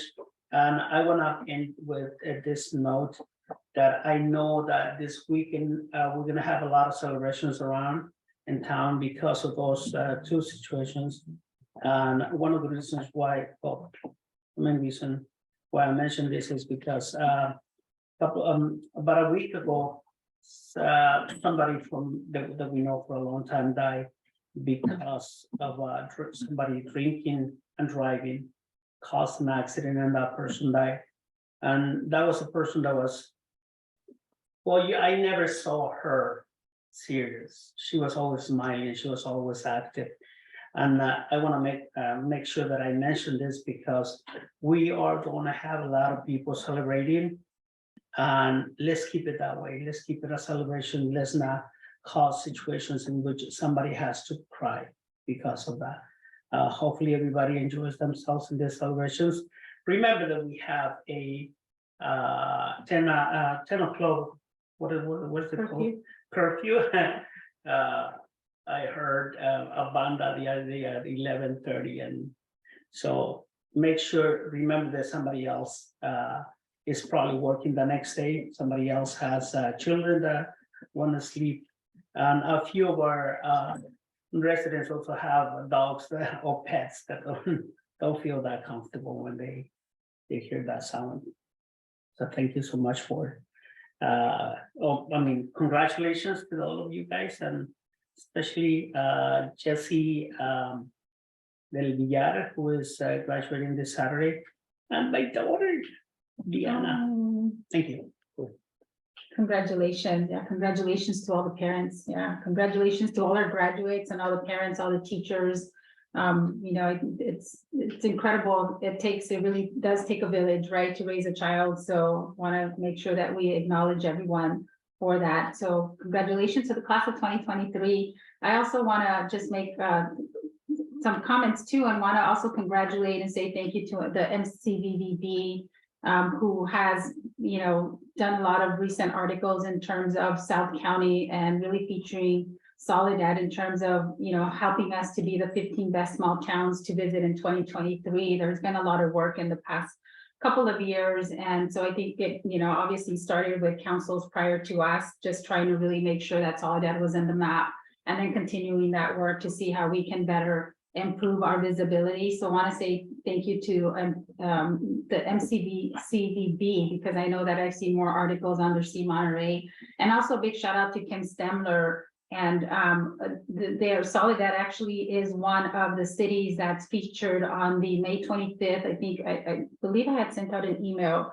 I don't know if we featured it, Megan, but it was on May 25th. I know Kim Stemler, she is the executive director of Monterey County Veterinarians and Growers Association. They were looking for places to highlight in South County. And so we are on the Mexican cuisine, the great feature highlighting Mexican cuisine, which is a wine enthusiast article. So we were going to be on the June and July cover, and this is, Mexican cuisine through the Salinas Valley and paired with different wines. So Gonzalez has a couple of restaurants there. Soledad has some restaurants there, as well as Greenfield and King City. So I thought that was really nice. And the more that we can highlight that, I think it's really important. So shout out to them as well for really helping to put us on the map and really helping us to do more of the tourism that I know that the council has been, it's important as part of our continuous goals for that. And then my last shout out would be to CAL FIRE. I know that we had the fire over on the range. And so just want to, make sure that we thank them for the prompt response that led to it being contained promptly and not expanding any further. So shout out to CAL FIRE. Okay, now I'll move on to future agenda items, council, and if there's any future agenda items, and I'll start with Mayor Pro Tem. No item there. Okay, Councilwoman Corralejo. I'm not sure if it's a future, it needs to be a future agenda item or not, but I definitely would love for us to get our goal setting update. Meeting with Megan, now that we have you on board, we definitely want to be on the same page. Yeah, and I'm working on that. And also in talking to, I think 4 of the 5 of you, I'm also interested in bringing on Jerry Preciado. He's very, I think he's come here before to do a session just talking about like council working together and some, I guess, governance that I think is really enlightening. So I thought that would be also a good thing to do while we're doing strategic planning. So I'm going to work on both of those items, if that's okay. Thank you. Okay, Councilmember Chavez. Nothing. Thank you. Councilmember Cabrera. No. Okay. Megan and I just have, I know that I had talked about the lighting ceremony for Blas Santana. So I don't know if we have a timeline for that, and I don't know if it's pending PG&E. Are we still pending PG&E? Because I thought maybe that's why we haven't done anything. I know it's pretty exciting for us, right? To be able to see those lights, because it's been in the works for, I don't know how many years. Yeah, so it's not quite done, but yes, we'll get on it. I think when I asked Don, it may be even in August. Okay. So, but we will work on that. Okay, awesome, thank you. And then I just, I know I had brought this up before, but the porta potties are back again on our main entrance. I know that Chief had been working on that, trying to find a resolution. Obviously, I don't know who that jurisdiction belongs to. I think it was part of Caltrans or part of Union Pacific. So just again, I think as we really strive to beautify our community, as we strive to invest in our community, I know we're a part of agriculture, and I appreciate it. My father's a farm worker, and I think many of us come from that. But I just think the porta potties out in our main interest as people are coming into town is just not what we want to see. So if there's a resolution, a sustainable resolution, that we can really address that, so it doesn't continue to be a problem every season. And then the other concern too is about the semi trucks that are parked on Orchard Lane overnight and on the weekend. So I know Orchard Lane obviously is utilized heavily by many of our residents. So in terms of code enforcement, there's been more of the big trucks that are parked there. And so just if we can address that. Yeah, and I was going to mention that we will bring items back related to code enforcement, but we do need to look at our fine structure, because it's not enough of an incentive to follow the rules. So. Thank you. Okay, thank you. And then that's it. And if there, I did have one thing, I know I provided a written report, but I did want to invite, council members if they would like to join on June 13th for the flag raising, for the Pride event at 6 o'clock, and we'll have some light refreshments in here. yes, thank you, council, and thank you for approving that. And so we will be able to do that. We're working with Salinas Valley Pride to help coordinate some of those. So if anyone wants to be a speaker, please talk to Megan. Yeah, and one other thing, I'm sorry, I should have maybe interrupted at city manager's report, but I did want to let council know that to preserve the sanity of the directors, if there's not an item for them to cover, I have said that you don't have to stay during the council meetings. I hope that I'm able to follow up and equip, answer the questions, but I want to make sure I don't burn out staff, so that's why you don't see as many here today, so. Well, we'll talk about it. Yeah. Okay, so there's, thank you, Megan, for that. Any questions on Megan's report? Okay, so with that, then we will adjourn this meeting. Thank you, everyone.